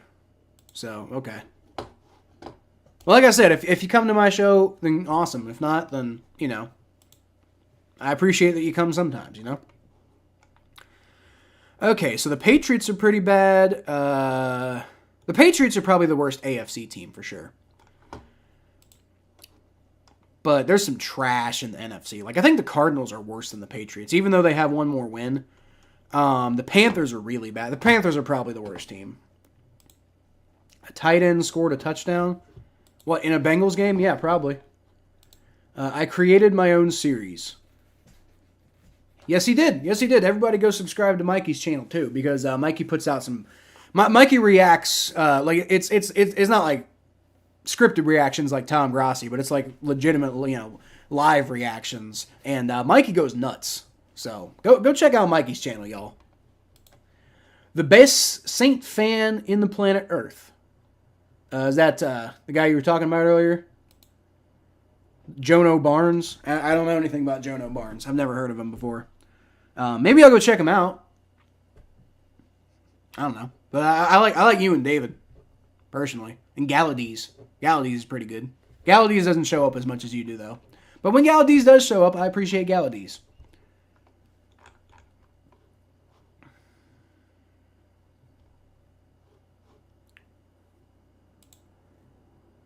According to Adrian Space Age, who's I'm not entirely sure if you're here or not yet, but said I was the best channel he rated today. Is that because he didn't have other good raids, or is it because like I'm awesome? Because I mean I know I'm awesome, but yeah, you know. But I don't know. Like I felt like my reaction was a little delayed, and it also wasn't as like it wasn't as strong because, again, this is the third time he's rated me, so it's just like I'm a little less surprised. Like, that first time Tom Grossi rated me, I went nuts because, I mean, I was, like, hoping that Tom Grossi would rate me one day because I'm like, you know, like he's the guy who inspired me. I'm a big fan of his channel, you know, and I'd love some interaction with his fan base. But like, you know, me personally, at this point, I like when the Tom Grossi raids show up, I love them every single time. But the surprise is not the surprise. The surprise is still there, but like you know the what's it called? Like the really ultimate big surprise that it's like, you know, oh my God, this amazing incredible thing happened. You know, like, you know, we'll see. I hope that Tom raids you in Houdat Center one day. Well, here's the thing, Mikey. I hope that for the longest time, too, and he eventually did. It's just about consistency, putting yourself out there. I think, for me, all right, it's going to be a short dump-off pass to Tyler Boyd, and they're going to do that throwing thing again, and it's intercepted. Tyler Boyd just throws it straight to a defender. All right, well, this game is going to hell in a handbasket real quick. And the Jaguars are going to be set up in excellent field position here. So that might, I mean, like, obviously, it's not, you know, there's still plenty of game left to play, but with how the margin of error is so small, and you go and do that, that's probably it. You know, like, the Jaguars are going to get a touchdown here.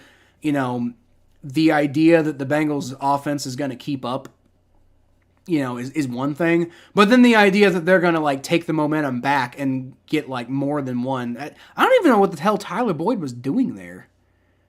Like, I think he was trying to get it to Joe Mixon, but, like, bro, Tyler, that was... What the hell? I don't even... He just threw it straight to Josh Allen like Josh Allen was his intended target. Oh, boy. All right, Travis Etienne picks up 2 yards. Defense stops him there, I guess. I don't know. Well, that zapped the energy. That zapped all of the energy, which I'm sure Murphy's happy about. I'm sure Murphy is very happy that the energy has been zapped because I'm not going to be loud now. With that INT, Jake broke his slipper and his back is being a pumpkin. Well, that wasn't Jake who threw the interception, Jay. That was Tyler Boyd who threw the interception. That wasn't Jake. Jake's fine. Jake didn't do anything. Jake did nothing wrong. Hashtag Jake did nothing wrong. Trevor Lawrence is going to throw it to Calvin Ridley. Ooh, that's a big hit there. I think, was that Miles Murphy who put that? It might have been DJ Turner. I don't know. But, he doesn't get in the end zone. It looked like he was going to get in the end zone. And I think maybe it was DJ Turner. But that was a big hit. That was a big hit. Yeah. I mean, he looked like he had it. Yeah, DJ Turner stops him. I mean, he gets the ball at the 1 yard line, but 1.5. Trolls love trolling the hell out of me and other Saints content creators. Yep. All right, it's going to be a handoff to ETN, and the Bengals hold. All right, they're going to hold him to a field goal attempt probably, unless the Jaguars go for it and then probably get the touchdown. But I don't know. If I'm the Jaguars here, I'm not going for it. I'm not. Are they going to go for it? I'd take the field goal, honestly. You don't want to give the Bengals momentum by I guess if they go for it here, it's worst case scenario, you're giving the Bengals offense the ball at the half-yard line. So I don't know, maybe. I just feel like if the Bengals do stop them here, you're giving the defense a ton of momentum, which they thrive off of. And there it is, touchdown. Oh, it's a fumble! And the Bengals recover the fumble! No, Trevor Lawrence got the ball across the line first, so it's going to be a touchdown. The Bengals did recover the fumble, but Trevor Lawrence, I think, broke the plane first, so, yep. Yep, that's about what I expected. Great. Bort Bros says, please shout me out. Okay, you got it, Bort Bros. Go Bengals. Hooday! Themselves, honestly. The answer to Hooday right now is themselves. Who they think going to beat them Bengals? The Bengals are going to beat the Bengals because, yeah. Trevor Lawrence definitely got that ball across the line, so there's no chance that was a fumble. That would have been huge. Remind me of the Ravens game in the playoffs, but nope. Your wife sprays you eventually. How would you react to it? I'd probably just laugh, Mikey. It'd be funny, I did tell her, when I told her about that, I'm like, hey, if you ever do that, though, just try not to hit my computer, and it'll probably just be funny. I mean, it's water, it's, and she's not going to be just an asshole about it either. She's just probably going to do it for the humor aspect. But I don't know if she's actually going to do it anyway. But I mean, maybe, I don't know. I hopefully have this channel for a long time. Maybe one day she does do it. I don't know. I hope not, though. But, I mean, if she does, I'll probably just think it's funny, To be fair, we can't stop tight ends either. Yep. Well. Yeah, we can't stop a lot on defense, man, but the tight end is the worst offender. Jake didn't throw the pick. Boyd threw it. Yep, that's what I was saying. It was not Jake's fault. That was Tyler Boyd threw it straight. And I mean straight to Josh Allen. And the defense didn't have a chance in hell of stopping him. They got a chance in hell of holding him to third down, but not fourth down. This defense sucks, dude. This defense sucks balls. This defense is awful. Just straight up embarrassing. And I'm gonna be, I'll stay here till 0-0-0, and I'm not gonna give up on this game and be rooting for the Bengals every single minute because fuck tanking. But, yeah, this defense sucks. This defense sucks so badly. And, the offense has problems, but the defense sucks. The defense is just horrible. This defense is just awful. Awful. Just straight booty cheeks, dude. The offense, the Bengals, the reason the Bengals have such a small, threshold for error right now is because if one thing, because the defense has no ability to stop an opposing offense. So there's no room for error. There's no margin at all. The margin for error is 0 because this offense because this defense is trash. Like just straight garbage. Yeah, I know Cam Taylor-Britt's not in there. One guy's hurt. The rest of the team should not be playing like this. This defense is so bad that there's no margin for error. And at the end of the day, you've got a backup quarterback playing. There's going to be some errors. Jake Browning, I think Jake Browning looks pretty damn good. Jake Browning, I think, has earned the right to be the backup quarterback at this point. I mean, if there's one good thing that comes out of this game, it's that Jake Browning looks like, he's the guy at backup quarterback. But you're probably going to lose.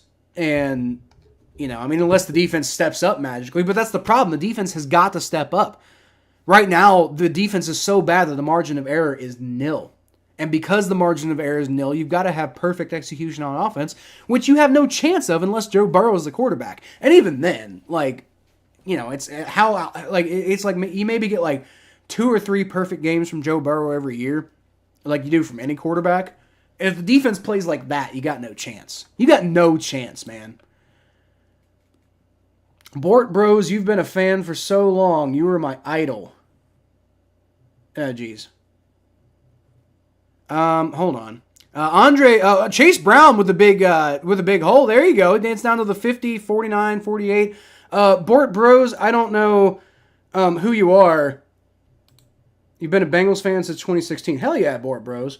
I gotta say, Bort Bros, I'm a little paranoid though when people say comments like that though. We had a guy who I'm not gonna name any names and I don't want to bring any drama into anything. You can ask somebody else. You can ask Mikey. He'll probably tell you. But we had a guy who would make comments like that and then just ended up just being abusive and a shithead constantly. So yeah, forgive me if I see you making comments like that and I'm a little nervous. So all right, Chase Brown's going to take the run again, and he picks up about 3 yards there. But if you're being serious, Bort Bros, then, appreciate you. You think they're good enough to pull it off? I don't. I think I think Jake Browning can pull it off for sure. I think the offense can get it together if the defense comes through. But I have no faith in the damn defense. Let's pull it off. Let's go, Bort Bros. They can do it. And like I said, I'm gonna be here till the end of the game. I'm gonna be rooting for them every single second. But I just got no faith in this defense. Let's get this dub. Let's go. I love the positivity. I really do. Not with interceptions like that. It's true. But that was, how often is Tyler Boyd going to be throwing anyway? Joe Mixon's going to get the short dump-off screen pass, and that goes nowhere. Can we stop it with the screens? They never work anymore. That used to work. It doesn't work anymore. Terrible. They should try one long pass. They probably should, yeah. Jono does have an annoying family. That's unfortunate for him. I hope his family stops being annoying. DA will pay for his sins. He will pay for his sins. Yes, sir. Yeah, DA will probably get fired, but at the end of the year, I don't think he's going to get fired mid-season. I don't know why the Saints would do that. It doesn't help, All right, Jake Browning, shotgun snap. Got to roll back, and he just throws it into the dirt. Good God. Now, there's a flag, though. Maybe he saw some sort of flag. I don't know. I was thinking it might be like a holding or something on the Bengals. But let's see what this flag is. Maybe we get bailed out. They're going to wave off the flag. Never mind. Oh, wait, no. It's on the Bengals. Illegal man downfield on the Bengals. Fuck. Jaguars decline it because, of course, they do. Jake Browning just dirted that ball, too. Look, come on, man. Give Evan McPherson a shot at the field goal. That's all I'm saying. They're bringing Brad Robbins out. Give Evan McPherson a shot at the field goal, man. I know he missed the last one, but he's not going to make him if you don't give him a chance to make him. You got to work into it. What's punting going to do? Because the defense can't do shit. Punt is away. That's going to be fair caught about the... it's muffed, but he did get back on. Oh, did the Bengals have it? The Bengals might have gotten it, but I think they're giving it to the Jaguars. Yeah, they gave it to the Jaguars. He did get back up on top of it. All right, well, that was a very nice punt there. A good punt by... and that was just muffed. He just, like, completely mistimed that entirely. And Marcus Bailey almost steals that ball away, but can't quite get it done. That would have been huge. That would have been huge as far as momentum goes. I think the Jaguars is actually 28 now. All right. Yep, it's 28. My bad. My bad, guys. All right. So the Jaguars are going to get the ball at the 9-yard line. No, the 8-yard line after the muff. And it's going to be a handoff real quick. The Bengals defense swallows that one up. There you go. Do that more, please. There was a troll who tried to cuss out Jono. That's unfortunate. So much for a 16-10 final score. Look, bro, I forgot to change it. I forgot to change it. Give me a break. The New Yorks are now scouting Tyler Boyd for quarterback position. Yeah. What's up, Seal? Stupid Seal. What's going on, buddy? But yeah, I don't know. It still might be better than whoever they got in there right now. Read the latest comment about my mom. I don't have the latest. Oh, here we go. My mom told. Hold on. It's going to be a dump off to Washington, who picks up about 4 yards. So it's going to be 2nd and 5, maybe 4. Honestly, that's the end of the third quarter. So we're about to go to the fourth quarter. Comment about your mom. I must have just. Sorry, I didn't mean to skip over that. Told me I was possessed by a demon. She told the demon to go away. Yes, she did. I was there for that. That was funny. Damn it. Jono has a phone line where he takes voicemails from different fans on how bad we are. That's funny. That's something I could see, that's something that, like, Bengals people have done, like Bengals radio hosts have done in the past. If we get that bad, maybe I might do that. I don't know. But I don't think we're quite that bad yet. I mean, we are. The defense is that bad right now. And, like I said, I don't, especially if we can't pull this one off. If we can't pull this one off, I don't know if we win another game this season, honestly. But I'm not ready to start, being like that about it, you know? I mean, if they're consistently bad, then yeah, but, I mean, I'm not. But part of it is, without Joe Burrow, you feel like there's not much left anyway. So it's just, it kind of feels like we're in limbo right now. And what's the point of, doing that when it feels like you're in limbo? But I don't know. I'm sure that's funny on Jono's channel. I am sure that is quite funny on Jono's channel. Bro, it's like 10:30. This is a long football game. It's like 10:30, and we are just getting to the fourth quarter. So let me go ahead and update that. All right.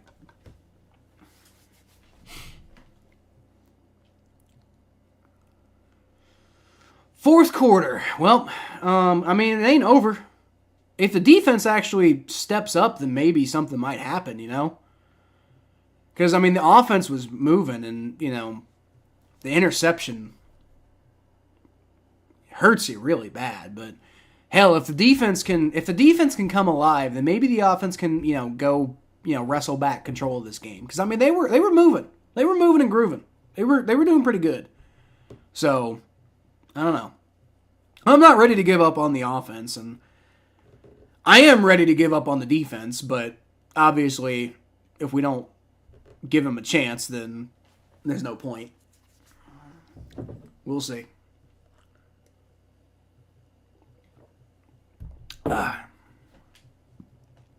Dude, you know what? Ever since the Jaguars opened their new stadium, which isn't even that new anymore, but I've always wanted to go to a football game and get the seats in the pools. That looks really cool. That looks cool as hell. Right now, I can't imagine being in a pool because it's freezing here in Ohio, but they're in Florida, so I'm sure it feels fine there. All right, what the hell was that? I think it might have been a false start on the Jaguars. Yep, false start on the Jaguars. That'll push them back. So that'll help. I believe it was 3rd and 1, so now it's going to be 3rd and 6 So that'll help. Maybe you can, maybe the defense can get off the field here, give the offense a chance to go right their wrongs and tie up the game. Maybe. You never know. I still would have, like, instead of punting, I would have given Evan McPherson the chance there. Like, I really would have. Like, I mean, I know he missed the last one before, but, like, is he going to miss again? I don't know. I would have given him a chance, just if anything, just to give him the warm-ups, you know, to give him the practice. Because, like, he needs to get himself back in a rhythm. And it's not like the offense was going to do anything. But, you know, it's fine. 3rd and 8, actually. What's that? Is that another false start? Trevor Lawrence is pissed. Yeah, I think it's another false start on the Jaguars. Wow. Success by default. It's my favorite kind of success. Let's go. You should have heard my last 3 voicemails on his show. I'm sure they were big, Mikey. Didn't he blocked kid come on your show during a stream? No, he never came on. He came on somebody else's stream and somebody was talking about that, but he hasn't come on my stream since I blocked him. All right, Trevor Lawrence shotgun snap on 3rd and 13. He's going to throw it deep, and he's too far. That is too far for Zay Jones. All right, 4th and 13. Bengals defense holds. Let's go. I got pretty decent. Once again, got a pretty decent amount of help from the Jacksonville Jaguars themselves. But whatever works, I guess. I just want to win a damn football game, man. It's been too long and we're on a 3-game losing streak. It's been almost a month since we won a football game. Like, I don't care if it hurts draft position. I don't give a shit about any of that. Fuck tanking. All right, punt is away from the Jaguars end zone, and that is going to be received. It's going to be returned by Charlie Jones, but he doesn't really do anything with it. So he's going to get the ball at the 48-yard line. All right, so the Bengals are going to have decent field position. But, man, they've, it's the 4th quarter. Like, they don't really have time for a busted drive here, at least a field goal.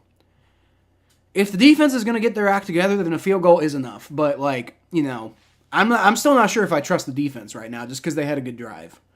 So, I mean, I really need a touchdown here, man. I really need a touchdown here. Like, a field goal is okay. If they get a field goal, then... Well, actually, I don't know. A field goal might not be enough because, they're already on the Jaguars side of the field. So a field goal really is it means they got 1 first down and then couldn't move the ball after that. I don't know. We'll see. Jake Browning going to hand the ball off to Joe Mixon, who, gets about 2 yards. Better than nothing, I guess. The Arizona Diamondbacks have a pool. That's pretty cool, Jeff. I'd rather go to a football game than a baseball game, but that's still pretty cool. I didn't know that. Is that a recent addition? Like, did the Jaguars do that first? Or did the Diamondbacks do that first? I don't know. But I thought it was cool as hell when I first heard about the Jaguars building TIAA Stadium. I thought that was cool as hell. All right, from the 46, 2nd and 8. Jake Browning's in shotgun formation with Joe Mixon in the backfield. He's going to fake the handoff. He's got all day to throw. And then he's just got to bail out of the pocket. And he's going to throw, and they're, almost, Jesus Christ, almost a one-handed interception. There's a flag on the play, though. Let's see what the flag is. And Jake Browning's saying it is on the Jaguars, and he seems pretty confident there. So, hey, I'll take it. You know what? If we win because of a bunch of flags on the Jaguars, then you know what? We need the damn help. I have no shame right now. I have no shame. Now, I mean, I'm not false starts are false starts. You can't really argue that too much. Let's see, what did Lloyd do here? Yeah, that was definitely illegal contact. He was he was definitely all over Irv Smith on that play, and you can't do that. And that was the reason why Jake Browning had to bail, because looking like, Irv Smith was kind of who he was looking at, and yeah, so that's probably why that happened. All right, it's going to be a fake pitch to Joe Mixon. He's going to throw it, and it's Jamar Chase. There you go. Down to the 30. That's a first down. Gets it down to about the 28. Might have been the 27. Might have been the 27. Depends on where they spot it. Forward progress, I think, might have had it at the 27. But I don't know if they're going to say that he, made a move, like a football move that went backwards. Hard to say, but hey, offense is moving. That's what matters.